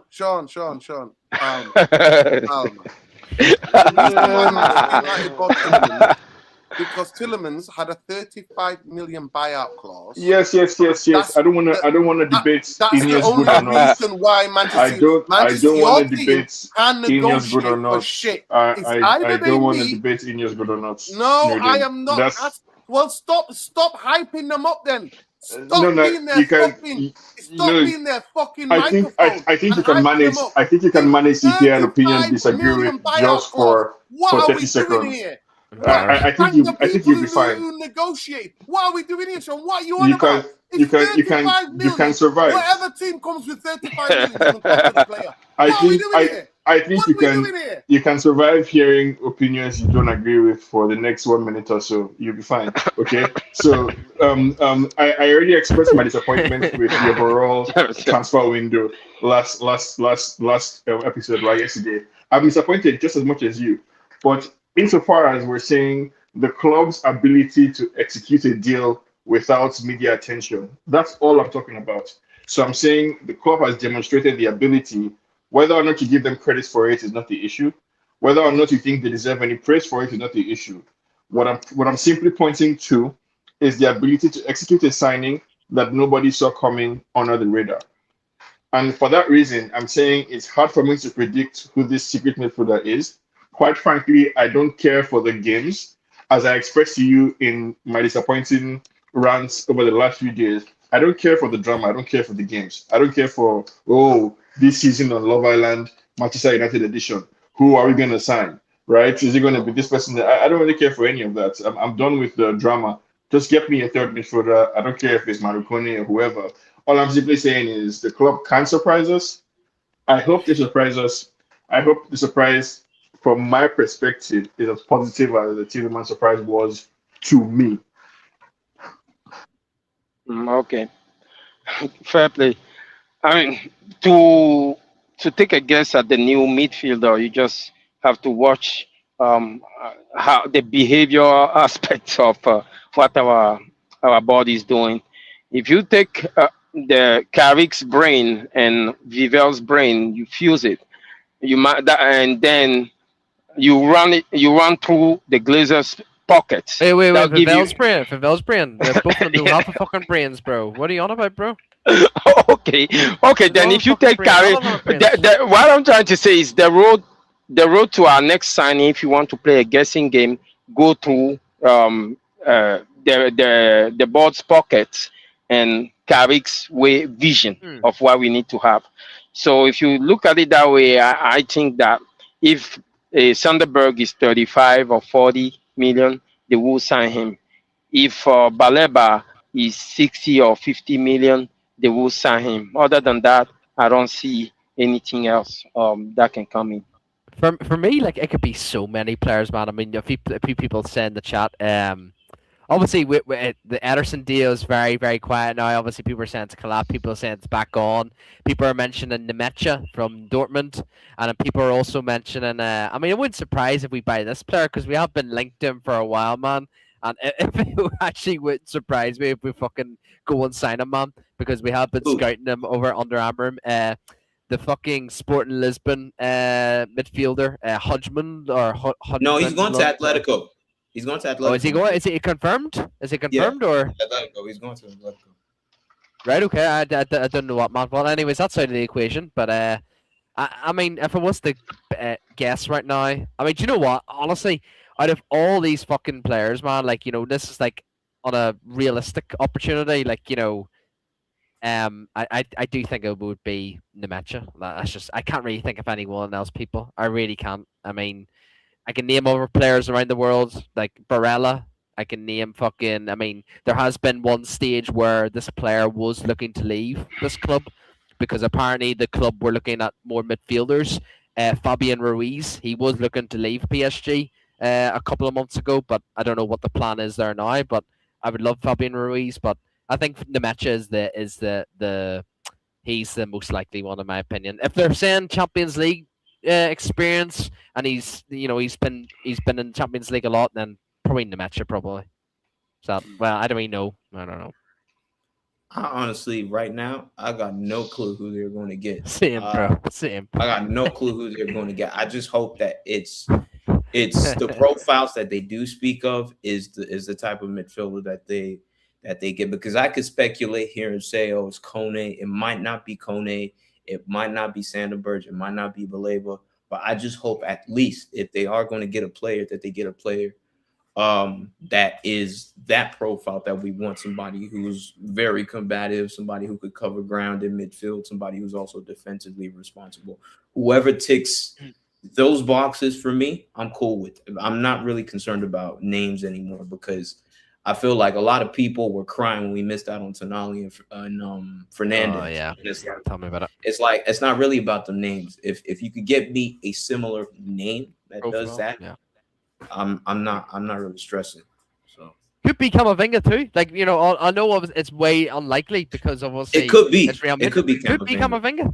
It could be Camavinga. I would not be surprised if it's Camavinga. So, Yeah. What do you think, Nerdin? What do you think? The players. You're on mute, bro. You're on mute. On the poll, Ederson, Nemecha. Some people are saying United are going to go back in for Ederson. Nemecha, Rabiot as well. Could be Ederson. I put Rabiot in there. Oh my God, Rabiot! Oh, fuck, I forgot about him. Oh, you know what? I this is crazy. I wouldn't mind Rabiot, but he's old now. That's the thing. When we were linked to Rabiot before, I actually was for it. Baleba's not a Champions really League. Was for it. Champions League experience. Yeah, he does. Has a lot of Champions League. No, forget about Rabiot, man. Forget about Rabiot. Let's keep the mama drama out of Old Trafford. I mean, obviously, I agree with you, Lomani, but we have to speak on it because Ineos were wanting Rabiot a couple of seasons ago, so they were in their plans. We were strongly linked to them. So who knows? The wages. I think we didn't agree on wages, or was it, I believe it was something. Yeah, like it was that. the wages. It was like 250K or some shit. Yeah. Because he was inches away from being a United player. I look at the time. You bring Rabiot in. You don't want Macron calling Carrick and telling Carrick that Rabiot has to play. I think that essentially when you look at the way the team is composed, actually, Tielemans has been signed to address our rotational needs, bring a little quality and a little leadership. But the one that I think will shock us will be Andre Santos. Next year, you give him that kid a run of 3 games. He's so good at football. ultimately, when you look at the vision of Carrick and take in consideration the fact that we are in a rebuild, that double pivot is going to be Kobe Mino and Andre Santos. Yeah, but it's still gonna get overrun, Luani. Yeah, we can't forget about that.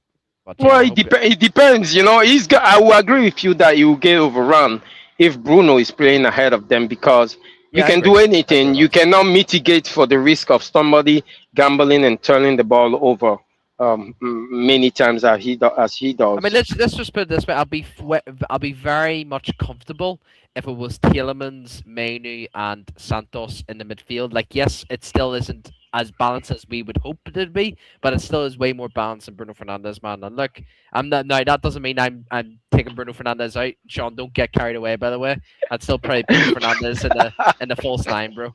I mean, Bruno Fernandes' best game in a Man United shirt, in my opinion, is in a false nine. He was outstanding. Sean is thinking, what is this guy talking I about? know, bro. It's I all don't love, know, Sean. you guys. It's all love, You Sean. guys, It's all love, you guys Sean. like It's all love, Sean. It's all love. It's all love. no, you guys like imagination is free. You understand? It's free to be creative. Just keep imagining things in your mind. What's going to happen is Bruno Fernandes is our captain. Okay, he's not going anywhere, and he's not going to be our striker. You want to know why? Because we spent 60 million pounds on a striker last season, Benjamin Sesko, and he's a killer. And I look forward to seeing more of But him. what if he gets injured Um, though? What if he gets what now? Injured. What if Sesko gets injured again? Or who are you playing? Yeah, so our options up front from my perspective are Sesko, right? Either Mbemo or Cunha as number nines. Then Xerxes. Before I play Bruno, I will first play Mbemo, Cunha, or Xerxes up front before I play Bruno as a false nine. Bruno's best position is in midfield. I know you guys have all these theories about how he makes the team worse. I don't agree. We don't have to agree. We don't have to come to an agreement here and now. I think the one thing I would hope we can agree on is that Bruno Fernandes is not going anywhere. Yeah, he's not, unfortunately, but I would disagree. I don't think Bruno Fernandes is a midfielder at all. He's a midfielder on paper. I don't think he's a midfielder, at least for the way Manchester United want to play. That guy is going to leave so much space for us. It's like it's an open hole that needs to be filled. I don't think Bruno's a midfielder. I think, honestly, as much as I'm not a big fan of the guy, I feel like if you really want a use for him in the team, if you want him to be starting in the team week in, week out, he really should be one of the front three, preferably on the right. If you play him deep, we were playing Bruno deep under Amarin. We saw how that went. It was horrific. So I wouldn't play Bruno in midfield. Yeah, I'll be honest. Yeah, I think if Sesko's if not injured, then I probably would agree with you playing him on the right. But same time, like you're ditching Amad Diallo, you're ditching Mbeumo, on the right hand side, so you're not really getting any you're not really getting any threat from that side. Like even though we've seen Bruno Fernandes in the wing and he wasn't really a threat, he just kept crossing the ball into the box a lot. But I don't know, man. I just think his best position is a false nine. But obviously, Sean and I can agree to disagree. But I just think we're in trouble, man. I really do think we're in trouble. I think if we get another two signings through the door, because Northern, you remember you were mentioning it yesterday to me in the show. You said we don't need one more; we need two more midfielders because we just signed two. We just, but people don't want to gaslight us, Ben. People want to gaslight us for the most physically challenging league in Europe, in the world. That you need guys who can run over 12 kilometers, 11 kilometers on the pitch, especially like Old Trafford. When the only time I ever see Kobe Mainoo and Tielemans playing together for me is if we're trying to if we're losing a game and we need to go for it against one of the small teams or whatever team, and we need to go for it. That's the only time I ever see us playing Kobe and Tielemans in midfield and Bruno all together. I don't see it any other way, unless all of a sudden this team is going to absolutely hunt the ball down like they've never done in the entire Manchester United time I've ever watched them. They're going to all hunt and you know what? Tevez, Rooney, Ronaldo were devastating. Ronaldo would just get back to cut out the passing lanes, but Tevez and Rooney would hustle. And they had Hargreaves behind them who would do that the same. And they had Carrick also cut out passing lanes, and Scholes kept the ball of possession. It's unbelievable, people. It's unbelievable what is going on.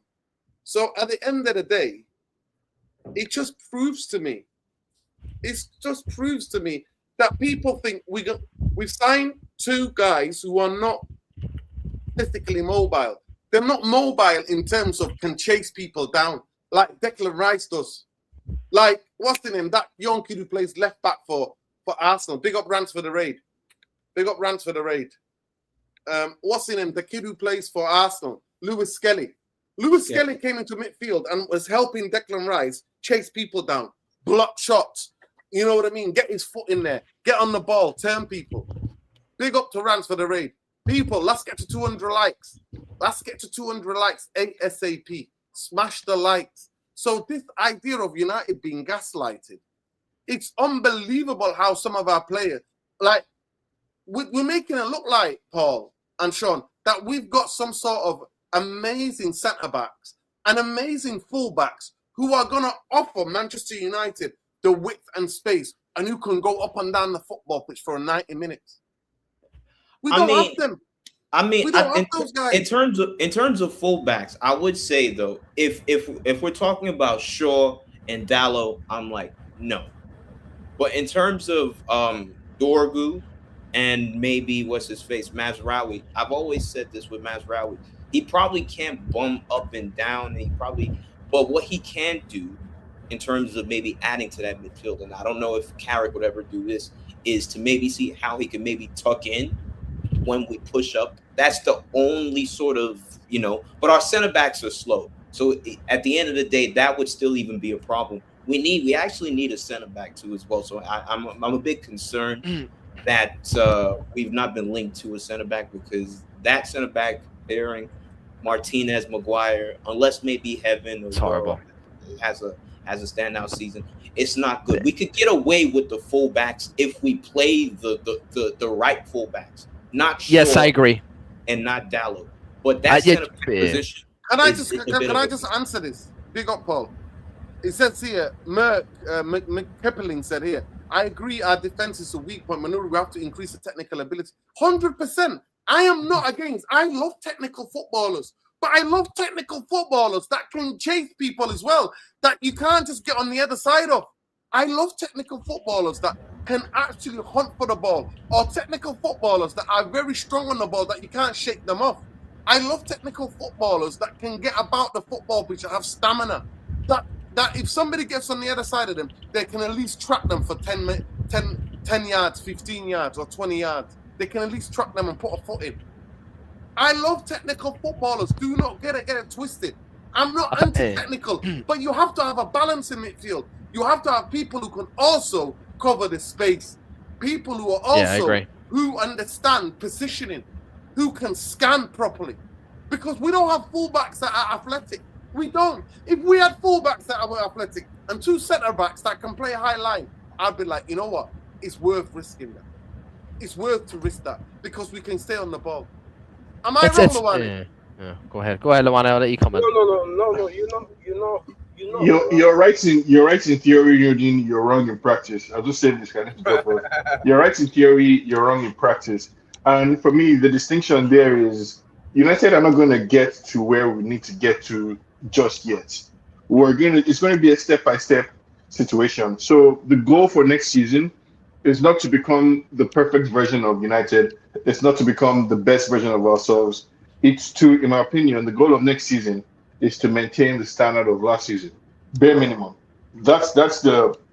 So there's no chance that's happening, Sean. If all Carrick does is come third again next season, he would have succeeded, in my opinion. If that's all he does. Yeah. And so, judging from that metric, I think we have taken the right steps to keep us competitive for a top 4 finish. When we need to take the additional step to become a Premier League competing team, that's when I think we need to plug all those holes that Nuruddin is mentioning, or being able to press all over the pitch and so on and so forth.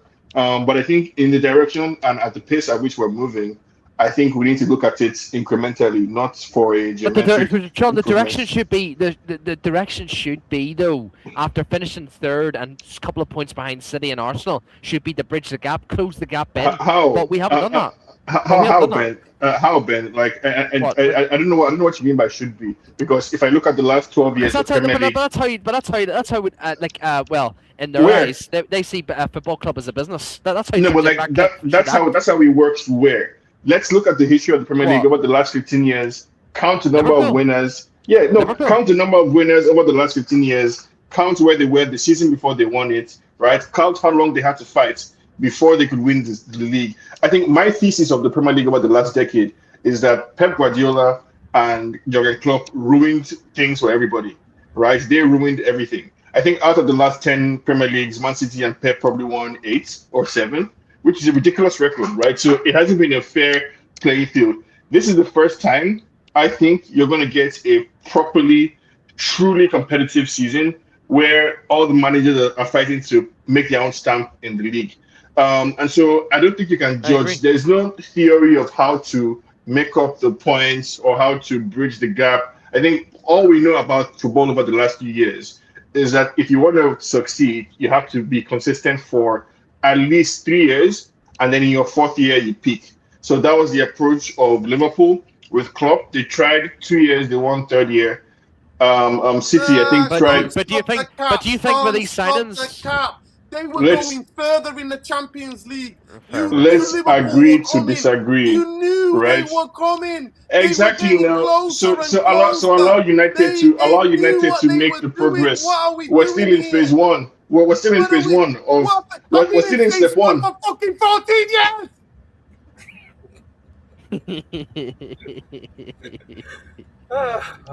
Yeah, I mean, but this is the issue now, right? That's why I said you're wrong. You're correct in theory, but wrong in practice because you're passionate, right? But passionate in the wrong direction. Yeah, no shit. You've been in the same position for 15 years. That is precisely the problem. We've been going around in circles, right? And now we're trying to solve our issues. Basically, we've tried many different approaches to bridge the gap. We failed. We've taken 1 step forward and 3 steps back, right? So we're taking another step forward with Carrick.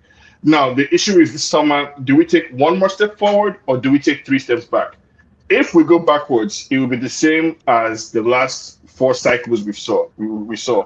If we're able to take a step forward, I think that step forward is going to need to be an incremental step, not a geometric leap. We're going to need to take a minor step forward next season, and that's what I'm looking out for.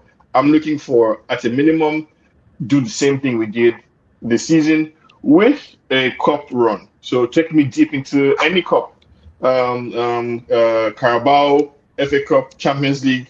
Give me a tournament to root for and a top 4 finish, and I'm okay for next season.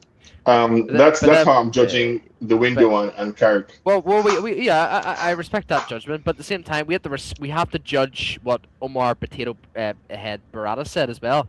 He says that we need to be challenging this season and we need to be going for the Premier League next season. Now, not this season, next season we should be winning the league apparently, according to him. So, to me, Sean, you're going against Omar Barada's judgment, which is kind of like we should be getting behind Omar Barada.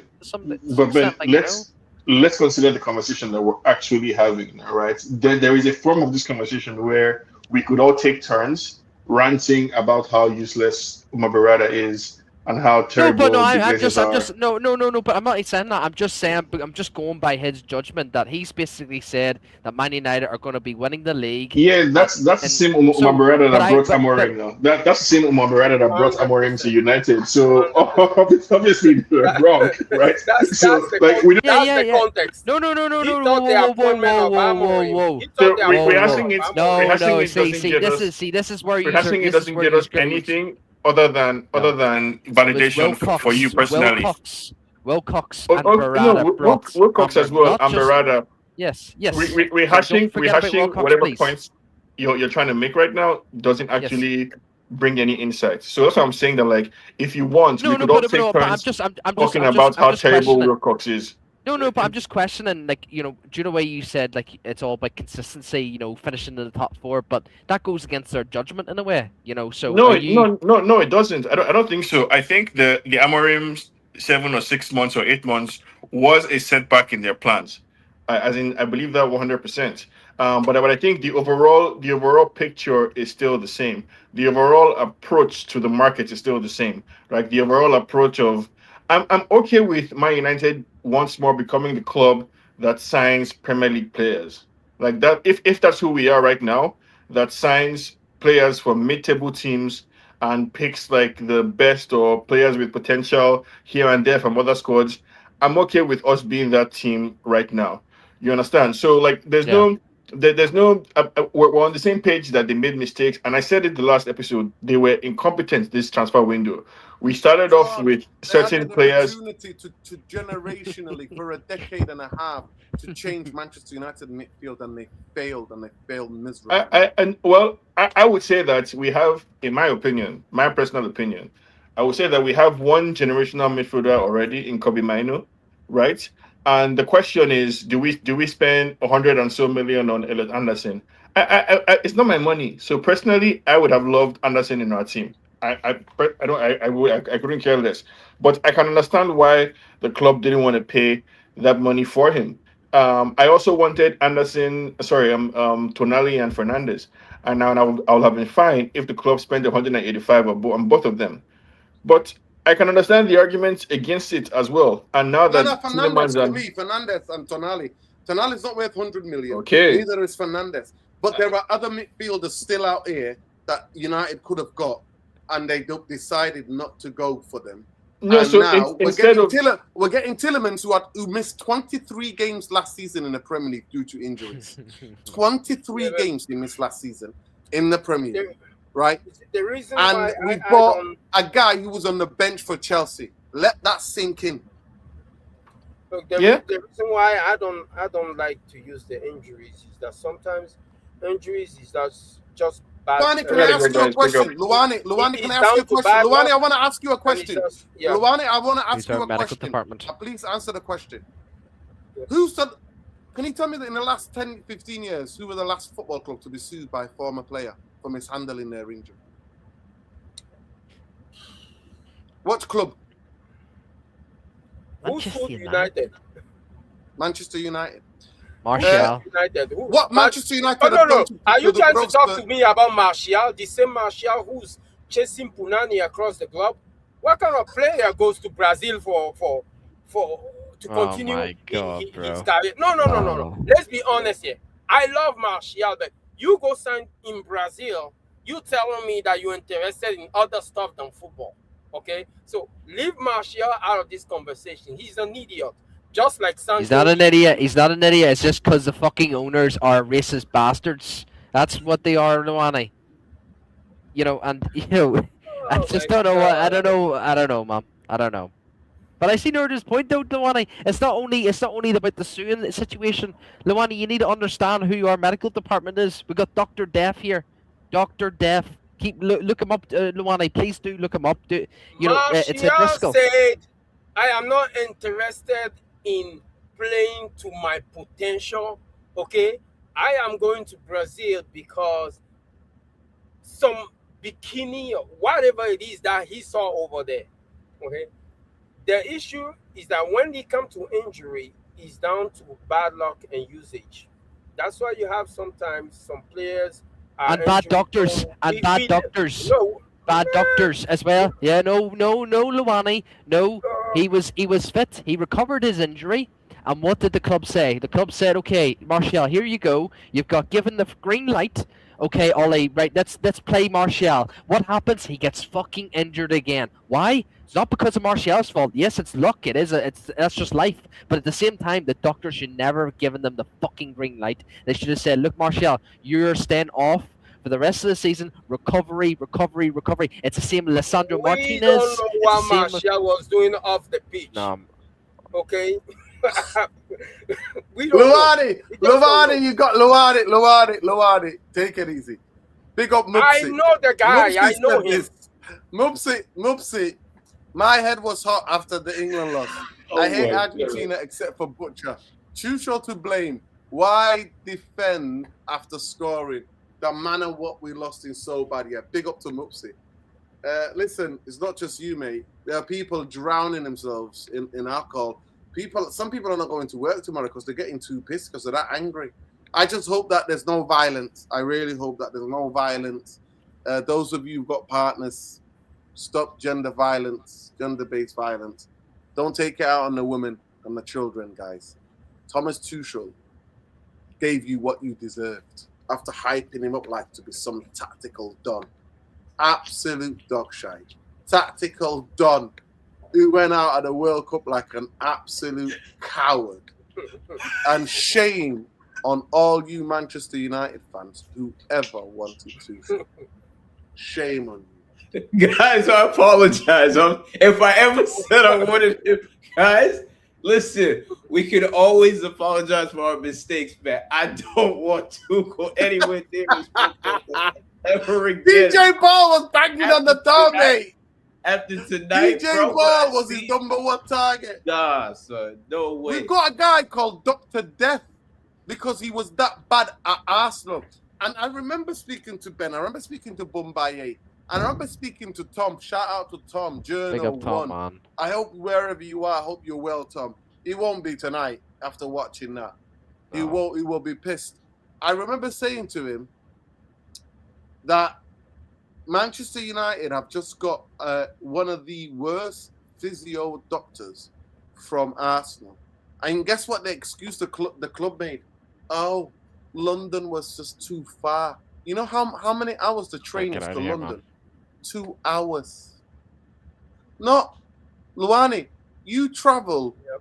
You literally go and visit people, pick up the car from your big truck from 2 hours away. 2 hours is nothing to you when you live in the United States. Here they're making out, oh, he came for a reason. And then they said he was going to go, but now he's staying. I'm not heard a word. He's supposed to be leaving. When is he leaving? Yeah, I thought he was supposed to. And we've got one of the worst medical injury rehab departments I've ever seen. Paul Pogba went to go and seek out his own specialist. What's his name? The Dutch player, left back. He went and sought out. None of the players trust. None of them trust Manchester United's medical department. No, and I wouldn't either. After what I'm hearing from people who used to work at a football club, I'm not just talking hot balloon here. Why would I ever go at work? Malacia too? Wow, that's a good shout, Jarvis. Rashford had a bones broken on his back. He chipped the bone in his back. He couldn't put his boot in. Now, I explained that last time. Luani, let me finish this. I explained that last time. In football, there are injuries that most players have knocks. What I mean is impact. So they've got an ankle, on the knee, on the thigh. We're talking about any muscular, any groin issues, any back issues, any of those issues. Manchester United injury rehab is dog shit. It's absolute, because like every other department, they don't invest money into it. They don't get the best in class. The best in class is the biggest fucking bunch of nonsense I've ever heard in my life. Best in absolute pile of shite. The owner of your football club, Luani, and I'm going to mute and let you speak, came into Carrington and said, who are those guys? What are they all doing?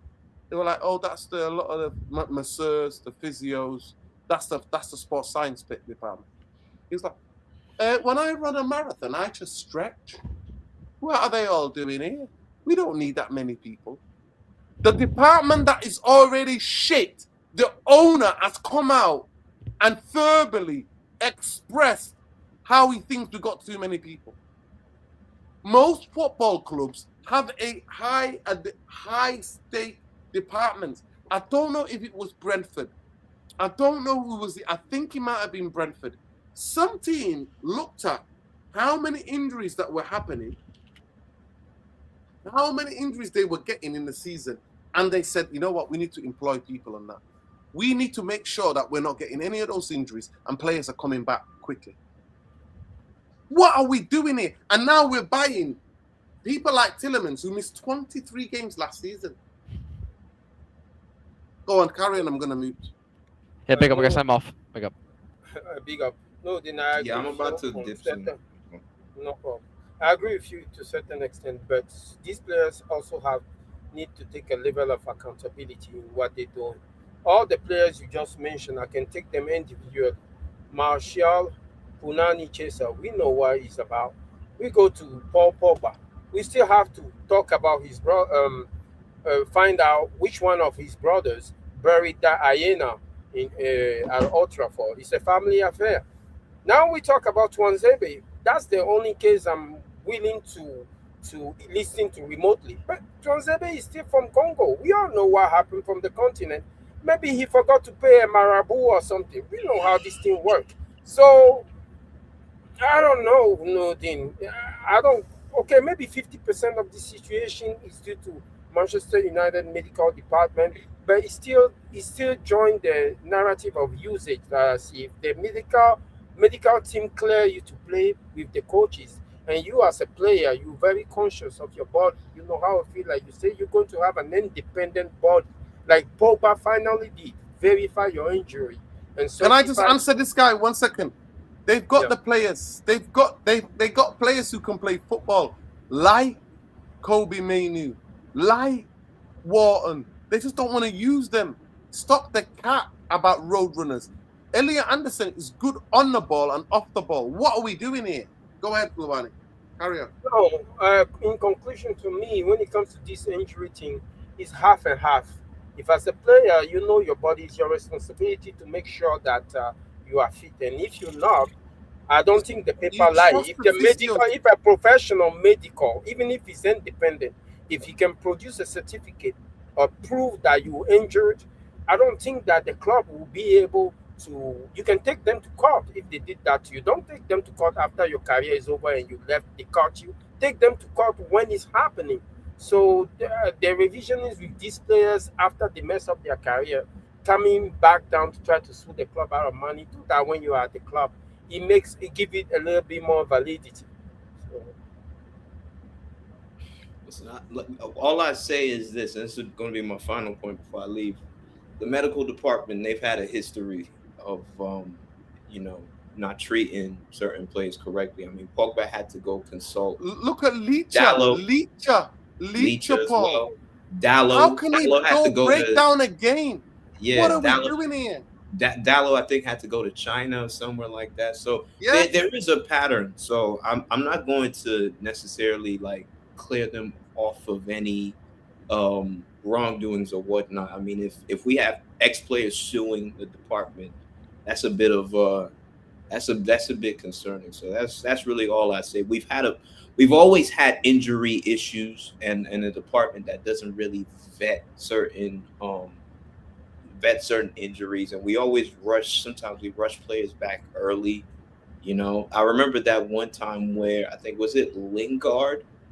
I think we played Liverpool right after playing PSG, and I think he wasn't really supposed to play, and I think he played, and then I think he ended up going down, and he was just forced off the pitch because of that. And any proper medical team would have known that and would have said, "Listen, you're not fit to play. You're not okay to play." So I don't know who okayed him to pass that sort of fitness test. De Ligt now has a back injury too as well, so that's another thing. So I don't know, guys. We'll wait and see what we do. This transfer window, we still have 5-6 weeks left. Hopefully we can get all our targets in, and hopefully we have a good season. But Nerd, thanks again, and I'll see you on the next one. Yo, big up DJ Paul. Respect you, man, for admitting that you one of the people repping Tuchel. Love and light, bro. I appreciate it. I think I might even said it in desperation once. So I need to look in the mirror as well. Yeah. But anyway, I think the reason why I said Tuchel is because remember that time Eric Ten Hag, 3-1-6. So literally at that point I was desperate for anybody. We just finished 8th, and any else were for anybody, yeah. When we were playing basketball, a vacation of football. When we were playing basketball, football. The medical team work for the team. So asking them sometimes to assess you as a player It's like asking a prosecutor to exonerate you if you're a victim. It's not going to happen. Hey man, it is what it is. But yeah, Nerdin, I'm gonna catch you on big the up, next Paul. one. Yeah, Yeah. people check out Big DJ up, big Paul, up, man. big up, man. Make sure you check him out at DJ Paul, man. Across all social media, it's there. Big up. Nuruddin, what is the haram list? Not a single good midfielder. But that's what I'm talking about. That's what Manchester United are linked with. That's why I put the list on there. What do you want to do? Invent players that Manchester United are not linked with. Guys, there's 500 of you, and we need another 25 likes. I need 25 likes ASAP. It costs you absolutely nothing. There's 500 of you still here. Go ahead, Luani. Yeah, you see, Nuruddin, when we sum up our situation, um, we are in a rebuild, and we don't know a lot about Carrick as a manager. We just have a glimpse of how he's trying to play. The reason why I didn't want Carrick appointed as a full-time manager is because I didn't think he has a body of work to show for it. But now that the deed is done, I have to look at the vision, the way he wants to play football, and wish him anything but good luck. Now, if We can't, we if can't we know consider, until we sign the players. Until the window yeah, closes, we don't know what style or what are we going to play. By the way, I think we play on Saturday. Do we play on Saturday, our first game? If I'm not mistaken. When is I'm it? not aware of the schedule. But one thing Jarvis said yesterday that's also important is that last year we still have some residue of Amorim in terms of the way the teams are approaching us. They come in playing us. They were not afraid to play their football, and they didn't respect us enough to low block us, just because of the team. Most of them think that Amorim's system was predictable. It was too linear. It was too direct, easy to read. But because of the run that Carrick had all the way to the end of the season, this this season, I believe a lot of team will come and they will seal off, they will low block us, and it might be a different kind of challenge. Like you say, when teams low block you, the last thing you want to do is have Harry Maguire and Lisandro Martinez in a high line. Now, if you add to that the idea of Tilleman, I think you said it yesterday, the idea of Tilleman and Kobe in a double pivot, we could get burned, regardless of what style Carrick is trying to play. Because you're playing high up the pitch, trying to break down a low block, whether you're having ball carriers, line breaking passers, or trying to do overlap, you will take more risk. You will turn over the ball more. So I agree with you. Yes, yeah, I know yesterday I was talking about ball players, but in this contest and the way Jarvis thought the team will play us coming next season, I think our third signing has to be able to cover ground.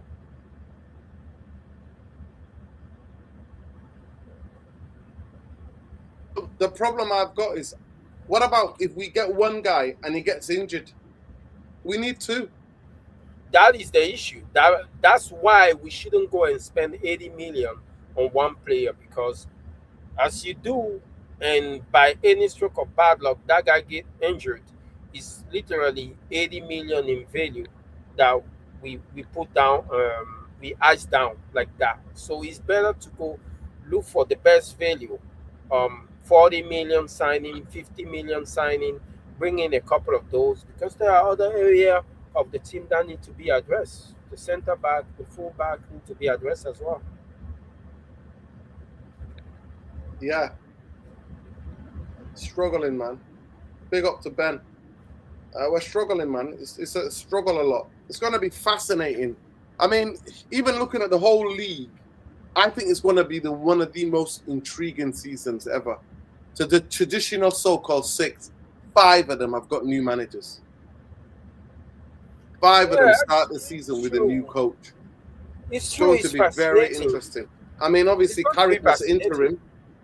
De Zerbi is almost kind of interim, saving Spurs, and now everybody starts off with a clean slate. No excuses. No You fucking know, excuses.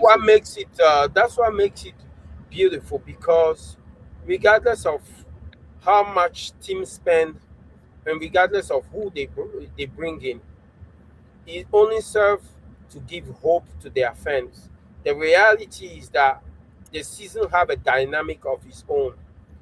When Liverpool went into that season trying to hold the they won, and then they went and spent a lot of money bringing all that firepower to hold on to the title and do a double, do like a repeat.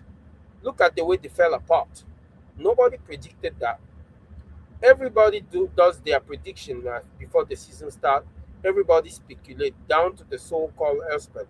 But at the end of the season, we end up finding out that there's a lot of things that come into play. Some of those things we didn't even think about. So, as much as Tottenham is doing their splash, as good as fearful as they become in bringing in the Zerbi, each and every team has a role or has something to say about the season, including the new team, the teams that just got promoted.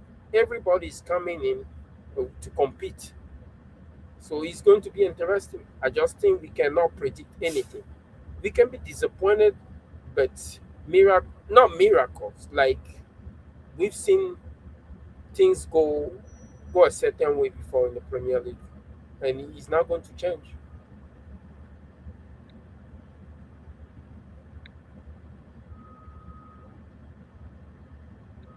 Yeah, you can dress it up however you want to dress it up. It's going to be very interesting season. I'm gonna wait and tactically try to, with you and Jarvis, try to get a show and try to tactically break down how Manchester United we think are going to play next season. But boy, oh boy, do I think Manchester United need when we watch a centre back? game, right? Do I think Manchester United need two fullbacks that have got energy to get up and down? Do I think Manchester United need? I think two centre halves, me personally, because you've got a guy who's got a back problem. You don't know how back problem is. His injury record's been woeful as well. You've got Leach who doesn't stay fit. You've got Harry Maguire who's getting injuries later towards his career. And this is the facts we have to face. And then you've got two youngsters. Both of them have been out for past. Anytime Heaven has had a consistent 3 or 4 game spot, he gets injured. I know that he's young because his body's not ready to. He's not ready to be him to be played 5, 6, 10 games in a row. He's not ready. He gets injured. He pulls up in games. How many times have you seen him kick the ball or make a challenge and it's like, oh. But yeah, people. We have some good things going on for us. Like when we take our front, we have pretty versatile players in the front. Because on our left side, if you take Cunha, you can have Cunha, Ahmad Mbomo, Mason Mount competing for that position. So we don't necessarily need to bring in another player in terms of the left wing or right wing. We need fullbacks. Exactly. The mistake I think most of our friends are making is saying that Dogu is a left winger because he scored a couple of bangers. I don't think he made the best decision when he's in the final third. So I still think he is a fullback, and normally he should be starting at left back instead of Luke Shaw.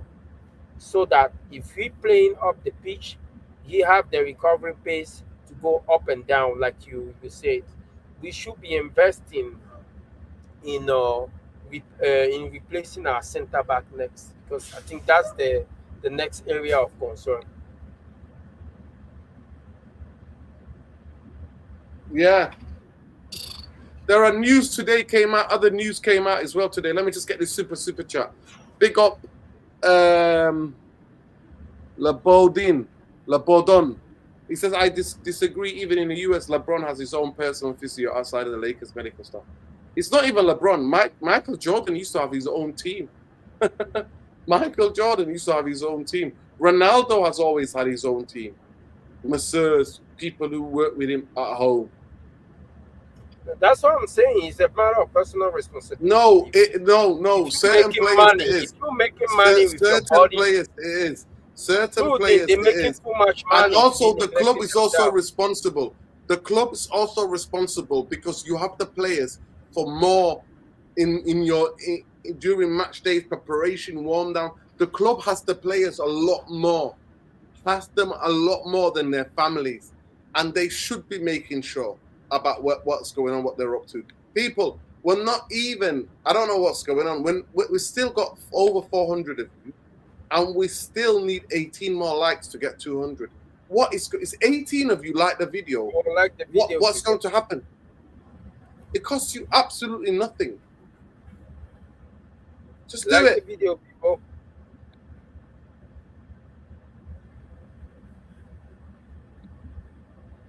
Mount never been fit since he come to Manchester United. Never been fit. Chelsea, he was What fit. do He you was a guys bit more have? fit at least. What is the problem that you guys have with Mount? Like, what Never he hate available. to He's got the deserve number 7 shirt such hatred. because he's got the number 7 shirt, and he's not worthy to wear the number 7 shirt. So that's the issue. The number 7 shirt. It's the number 7 shirt. It's not good enough. He should never have been given. Who the fuck are you? What have you done for Manchester United to earn the number 7 shirt? What have you done? That's You know what tribalism. legends? You know what legends have That's played in that? tribalism. That's You know what tribalism. they're doing? It's not tribalism. Stop the cap. There are certain special shirts at every football club. You don't give it to my guy because he's got Beckham's representatives, agency that looked after Beckham, looking after him. And the guy, he'll play one game. We don't see him for 4 months. What are we doing here? You bought a guy who's injury prone to the worst injury and rehab department in the world, in world football. If the number 7 shirt is so important or sacred, just retire the goddamn number. No, we're not retiring. It's about a player being there and earning it to get the number 7 shirt. I will not even give it to anyone. Put it aside, and then some player has to come out and earn to wear that number 7 shirt. Earn it. Yeah, but when you're talking about Mason Mount and his injuries, it's a little harsh to put it on him because no player wish that the injury. It's not about wishing. It's not about wishing. It's the money. There's nothing more typical of Manchester United paying 60 million for a midfield player, paying him over 250 fucking grand a week, and now at the beginning of the season, before a ball is even kicked, before he even appears in pre-season, reports from the club are like, "Oh, he's so important. He finished the season so well. He's part of the plans." What the fuck are we doing here? Wait, are you blaming What the plan? money he signed? No, the I'm money that blaming he signed for everything. his I'm salary? blaming everything. Done the He did club not and negotiate on the his own player as contract. well. I'm blaming the club and the player. He is whack. He's one of the worst signings I have ever seen. Luwani, let me finish my point. He's one of the worst signings ever in the history of the football club. One of the worst. Stop it. I know you want to be this guy who is contrarian, but Mason Mount is not the guy to defend. No. He's not the guy to defend. No. I don't want to, when it comes to Mason Mount, right? When I look at it, like I say, it's down to preference. When I look at Mason Mount, he doesn't have any physical ability or he's not overly technical.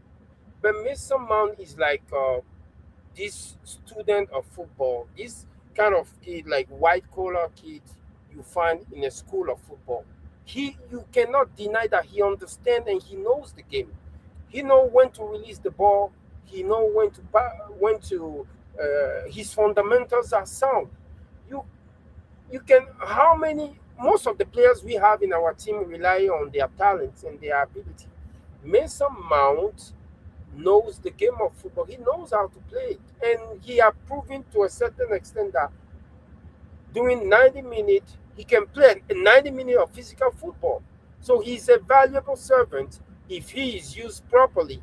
If we take care of him in terms of the medical staff and we watch his usage, I think he's an asset and he's polyvalent. He can play in many positions. He can play in the double pivot. He play as an eight. He can play on the left. How many players can we Double pivot. He can deploy play in the that double sense? pivot. We No, play he him in the can't. double pivot last season. We got exposed. We got exposed. No, we got we did not. run out of there by. We did. We're against Sunderland. Simba. I challenge you to disagree one word of what Simba's written there.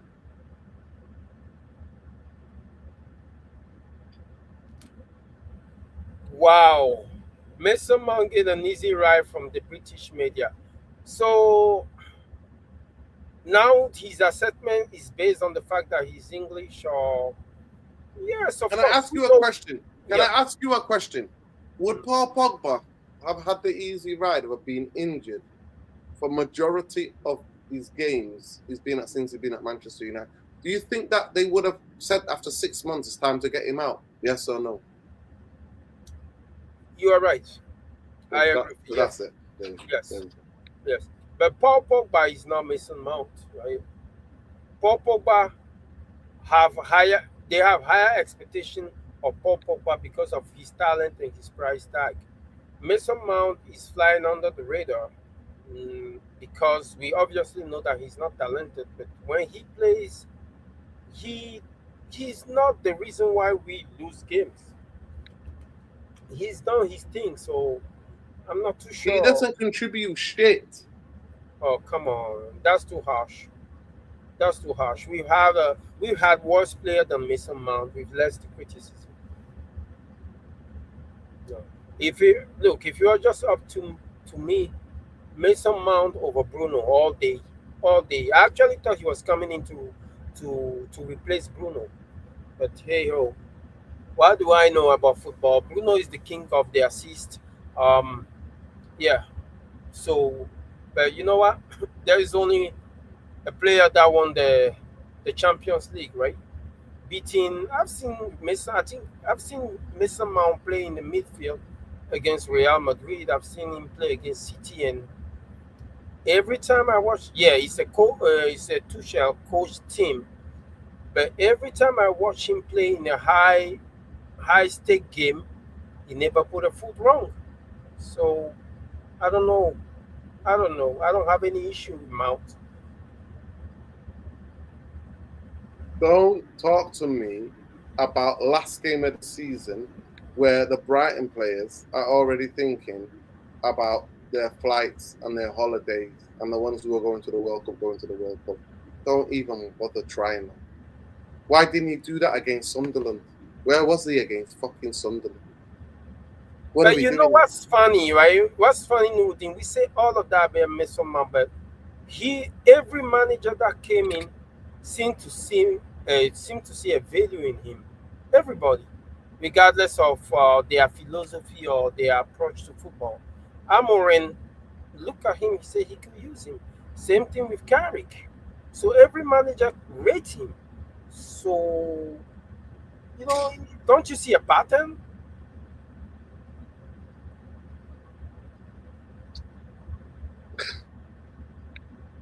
Oh, honey, what pattern? If you can't stay on the fucking football pitch, what pattern?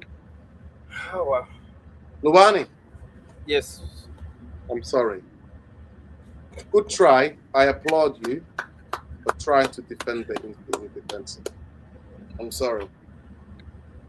The person who wanted Mason Mount needs to be run out of this football club. Simple as. Hey, you have to find that person first. But I mean, let's see what happens next year. I don't know how old he is right now. Yes, I agree with you in terms of the wages and his contribution. We can make a case that he's not giving us enough based on how much he's making. But I'm not gonna be based on that and disparage him as a player or diminish his contribution to the game. If you say that we have to get rid of him based on the wages now, I'll be okay with because that. they said the reason why they're getting rid of Rashford, the reason why they're getting rid of Casemiro, is because of the wages. That's what the club are telling us. So I'm not inventing things. I'm not asked about what anybody gets paid, but it's the club who are breathing the same thing and they're not living up to what their bullshit they're breathing. People, there's still 441 of you in here. We literally need 13 more likes. 13 of you to like the video. 13 likes people. Now this is it. You say it's the way she's making 250 grand a week. So if he's not talked about in the sense of the ones that we need to get rid of, that means only one thing. Carrick rates him.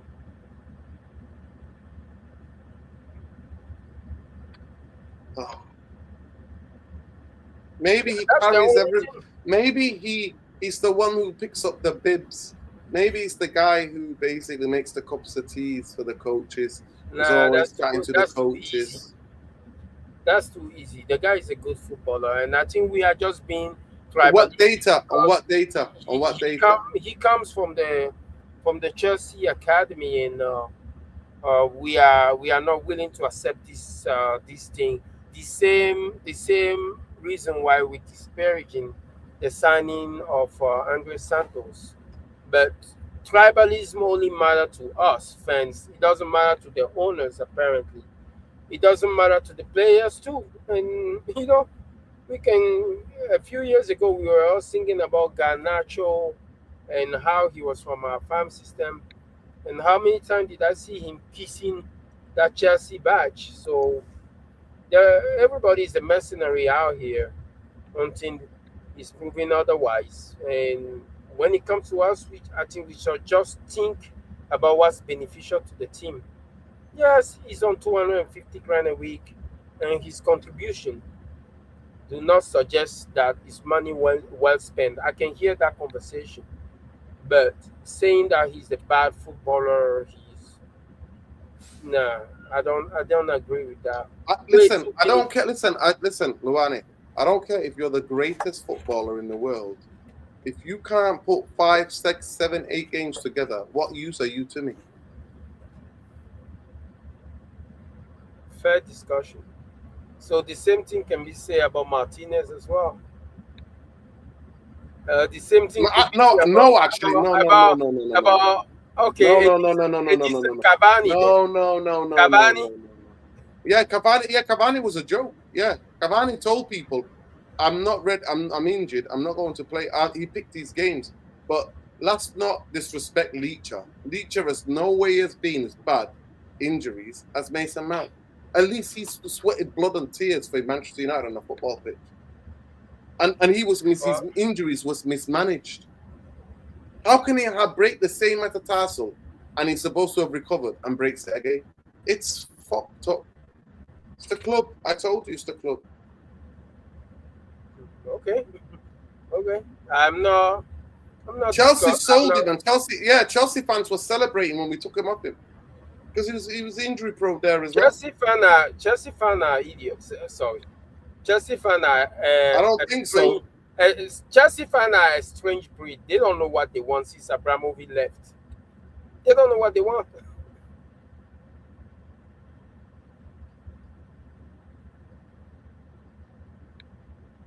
People, still 9 likes left to get the magic 200. There's 430 of you in here. 9 of you like the video. 9 people. 9 people like the video. Like the video. Now, in your ideal world, Noureddin, what would be your last, if you were asked to sign one more signing for the midfield, and you were given a budget of 100 million, who would you sign? I don't think that player is available. The guy that I would have signed was Elliot Anderson. We're not going to get Declan Rice. Elliot Anderson. In England, the guys who chase people down are those 2 players. We don't have that. So you don't have any alternative? I don't know. I don't know who's worth 100 million to go and get now in the Premier League. That's not Casado. But they're never going to sell Casado. I'll pay 100 million for Casado. But you didn't say. I said 100 million and potential player. You didn't. You didn't say a combination of players. So you still want that star name. No, I don't want a star name. I'm sorry, Luani. I don't give a fuck about star names. I give a fuck about ball ground coverage. Can you chase people? Are you defensively good? Can you hold the ball? Can you pass it? Can you spread that? Can you open the pitch up? Have you got the legs to cover the ground that when we're gonna get exposed next season? Can you help me in that? Put fires out. So Casado. if we sign, for example, two of these three, Sangare, Sunderberg, and Baleba, would that do the trick? I think it could remedy it. I personally believe Sangara and Baleba could remedy a little bit of it because of their recoveries. They can remedy a little bit, but we still need more quality and more data. I mean, Sangara, he's done it in the French league, but can he do it in the Premier League? That's a big question. For whatever reason, Baleba had a shocking season last season. Is it the club? Is it him? Which is it? No, it's him. He's trying to sabotage his career over there so they can let him go. Because usually ball carriers don't regress as he did. So there is an element of, to be a ball carrier in the midfield, you have to have a certain mentality with, that goes with your physical ability. And I think he gave up because of the fact that the transfer fall apart. I believe he seriously thought that he would leave, and the fact that Brighton stonewalled the whole thing, he gave up. So he didn't want. He stopped trying too hard. That's part of the reason. Jardine, I'm not writing off the transfer. I'm not writing anything off. I'm just telling you, Manchester United Football Club had a opportunity for a generation to basically set. I need to get that graph up.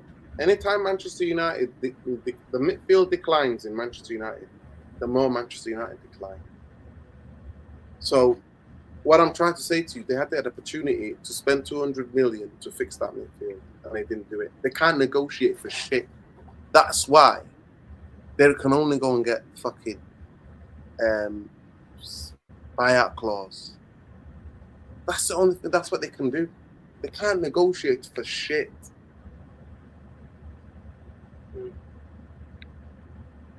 Because they pay for donkeys with injury prone like Mount and keep him around the fucking football club for all these years. Just like they did with fucking Jones. Like they did with Luke Shaw.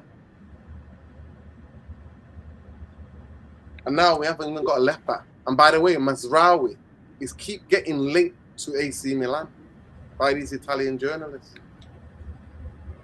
Look, I know sometimes, we all hate the Glazers because of the way they run the club and their history, but they still, the way they still choose to run the club. Yeah, but they relegated their football operation to Jim Ratcliffe. Now the thing is that sometimes we just sound like we hate the Glazer more than we love our own club. So what do you want me to fucking love, Luani? What do you want me to love? What's his name? Sean was saying to me, it's a reset and we're in this phase. I've been in the same fucking phase for fucking 14 years. What phase am I in? How many rebuilds am I in? What are we doing here?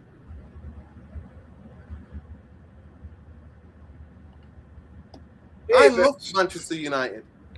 Their owners have been the biggest hindrance.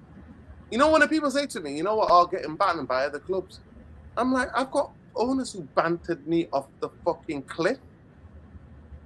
They've bantered me off the cliff. What are we doing here? We can't do anything. Well, They that's what I'm own saying to the you, because we're club. too They cowardly to do own the anything club. about it.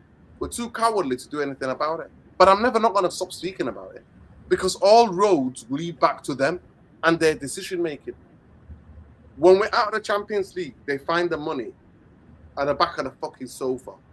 When we're in the Champions League, they never want to invest.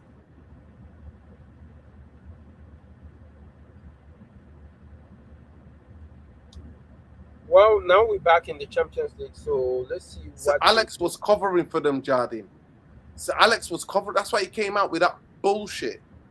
There's no value in the market, because they had to refinance the debt like they're doing this season. They've had to refinance the debt, and no serious fucking journalist. It's like this horrible fucking like almost rope around Manchester United net. You know how much we would have a season? At least nearly 100 million a season if the debt wasn't there. Yeah, but it's a good thing that you're talking about that. But look at it looks like sometimes as United fans we are hypocrites, because we always criticize City for the owners and the way they laundering money through the club and the sport washing. Yet we wanted United sold to Luani, let me just say this. Any day of the fucking week, the whole world is fucking corrupt. What are we doing here? The whole world is corrupt. Give me corrupt fucking owners who want to win, then dickhead owners who want to rape and fucking take money from the football club. We've got Epstein and his boys eating children. It's gone past now about cheating. The whole world is corrupt. Okay, good. Now I have an ultimate question for you, Nuruddin. You see, the way you put it is fantastic. My question to you is, do you want owners that invest money in the club, launder money through the club, and we are winning? We are winning. But can I just this is explain the something best. to you? Can I just explain something to you before you even question premise of your question? Yeah. I'll explain. Manchester United do not need a huge amount of investment. You don't need to set up little shell companies to make it look like the club is bigger than it is. Manchester United are fucking global. They've got nearly 1 billion fans around the world. Man City had to do that to cheat. We don't have to. You take the debt away, you build the 100-seater stadium, you get people in charge who know what they're doing in a transfer window. You don't have to lose a lot of money and pump a lot of money into it, other than taking away the debt and building a stadium. That's the only two things you got to do. Manchester United would make more profit when you get people who know what they're doing in a football club, who would get in transfer, who would buy in January, who will buy 3 players in January, 6 players in the summer. You would have a turnaround of a squad ASAP within 2 years. What are we doing? It doesn't take that much genius. Man City's problem was that Manchester City were nowhere near, and still nowhere near, in the scale and reach of Manchester United. So they had to cheat. They're nowhere near the scale and reach of Liverpool or even Arsenal. So they had to cheat and manufacture these payments they're getting from these shell companies they set up. So you won't even have to do that. So I'm sorry. The only biggest thing what they have to do is get rid of the debt, is to build a stadium. That's all they need to do, and get proper footballing people who are aggressive. Let me finish. Who are aggressive in a transfer window, who stay competitive and buy quality. That's all you need to do, bro. Okay, you see the way you're talking about it. You said get rid of the debt. You have a debt of 1.2 billion, and we are not 1.3 billion, and we don't know what's the interest rate that debt is generating. No, that interest rate can be eating up the profit that the club is generating. We're not even talking about the operational cost. We are just talking about the interest rate against the profit that this club is generating. Well, they're paying. Well, let me explain to you. They're paying now at least over 100 million plus a season, because what they had to do, they had to have a credit facility to bring about and buy players so that they can spend, so they can loan millions from the hundreds of millions to buy players. Like last season, they spent nearly 200 million getting Senny Lamens, Dogu, Cunha, Mbemo, and Sesko, right?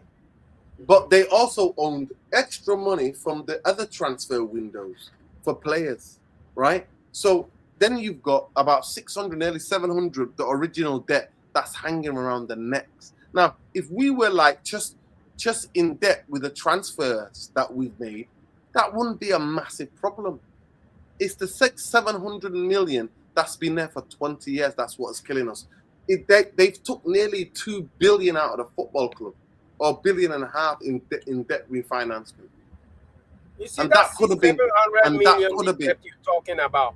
Is it the interest that is being generated on the 1.3 billion, or is that the standing debt? No, the standing debt is at least 750 million, the original sin, right? Then Manchester United have another maybe 500 or 600 million that they have spent, that they own to other clubs, transfers that are standing. Okay. Well, I So- just wish I could know the interest that because that interest is what's killing the interest the is at ability least of the club to the be interest at least, so the interest at least for a season altogether for that 1.3 billion in debt is at least 150 a season. Okay. Yeah, that's nothing compared to the profit that the club is making potentially. So you might be right in terms of saying that these owners, despite the club that is in debt, are still pocketing the money. They shouldn't be in the business of doing that, because if a club is generating profit, you have to use that profit to pay off the debt that is that you have accumulated over the years. I don't like that way of running things, but we know who our owners are. So Yeah, all we can wish for is there is a full sale. One day you get to a point that nobody wants to borrow us any more money, or you get to a point that they just get tired and they sell it. yeah. Big up. I said, who's the Champions League secret midfielder the club is talking to? Camavinga 58%, Nemecha 16%, Edison 6%, Rabiot 21%. I don't know who these people are. This secret Champions League proven midfield player. God Maybe help it's us. Camavinga. And if it's Yeah, God help Camavinga, us. I'm fine. We can bring him in, but we need to hire a psychiatrist with him alongside, because I feel bad for him, especially after watching the last Champions League game he played. It's too much that was riding on his shoulders. He's young, he's talented, but he's falling apart really quick. So hate to see a player in that situation. Yeah, people, if 3 of you subscribe, we're going to be 15.2K. So if 2 of you subscribe, 3 of you subscribe to the channel, we'll be on 15.2K. It is what it is. Love and light, people. Look after each other. Please smash a like on the video. Make sure you check out Manuel Lawani 1979 on Big up, X. guys. Make sure you check out Ben at Elmo39 on X and at Elmo20 on Twitch and TikTok. Make sure you check out Sean at Sean Thomas on X, and make sure you check out his geopolitical podcast, How We See Things. Make sure you check out who else came on tonight. Who else am I forgetting? Oh, my brother from New York. DJ Paul. Make sure you check his socials out. Big up to DJ Paul. Can't Oh, believe he's it. from Philadelphia, right? Philadelphia. No, he's in LA. I don't know where he's from, but he's in LA. LA. He's in LA. Yeah, Got free people. Palestine, Sudan, Congo, Syria, Yemen, Syria, Lebanon. Yeah. You and Sean are box office, man. Nah, he just likes to go back on things and defend the Glazers. I'm not having your defense of Glazers being on challenge. Sorry. Never. We're always gonna challenge people who Hey, you're a man of the community. My only concern is let's just make sure the owners that we wishing for when they come and take over the club, if it's the Saudis or the Emiratis, whoever they are, we just need to remember that some of those money also go to companies that are in the military industrial complex. So Yeah, yes, if big up. Manchester is bought and the debt is paid off, can we easily still wake up and look at ourselves in the mirror in terms of the club we support? Yeah. Unfortunately, no. Lot of you, 3 of you have not subscribed to the channel. It's okay. I'll take it. We're shadow banned. I accept It's it. coming, it's coming. But it's all good, people. Take care. And like Yeah, we take said, care, man. F the SIOs. F the state that's not real. If you know, you know. Free Palestine, Lebanon, Sudan, Congo. All of the struggles are related. It's all related. F the war machine, F the industrial military complex, F Google, and F YouTube. You know, you know. Good night. Take Big care. up Good Lawani. night. Where are you driving to? Oh, I'm somewhere on the outskirts of New York City. I'm going home right now. I got like 2 driving hours, and hopefully I get home before 11 at night. So Where did you I'll watch the be there. game? Did you watch it on your phone while you were, or did you pull Yeah, up to I have my laptop, and I have a portable Wi-Fi internet? device. Yeah, so So you I pulled up and watched the game. I pull over at the truck stop and watch the game. So I'm always done with my day around like 4 o'clock or 3 o'clock. So give me a little time to have lunch and watch the game. Yeah. 3 of you subscribe on your way out. 3 of you subscribe to the channel on your way out. I hope one day, maybe next year, hopefully, I can visit Old Trafford, bring my son and Yeah, enjoy it. That would be nice. It's on my list, you know. yeah, inshallah. And I hope to meet you and the guys. Yeah. That You that like would be spicy fantastic. food? If you like spicy food, we'll take Oh you out yeah, to like yeah. spicy food. Don't play with me with spicy food. South Asian That, food, I'm born in it. East African food, whatever you want, bro. Nice. We have No it here. problem. Take care, How man. is the community over there? Is it It's all pretty right. mixed? Yeah, the community is under a lot of pressure in the UK right now. The racism and Islamophobia is peak right now. Peak. Mm. Yeah. It'll be fine. You'll be Yeah. fine. You guys will be fine. Take it easy. Take care, man. Have a good night. Yeah. Big up to everybody who did a super chat as well tonight, and big up to all the mods. Big up to Mupsi, and big up to this brother here, and big up to Mupsi. And big up to Bilal. Tuchel has absolutely bent the nation over with no Vaseline. Yeah, I hope. The cowardliest football in the history of England. Tuchel, Scooby, no clue. But remember, Ineos and the Glazers wanted him. Ineos and the Glazers wanted Tuchel. Shocking. Take care, people. Good night.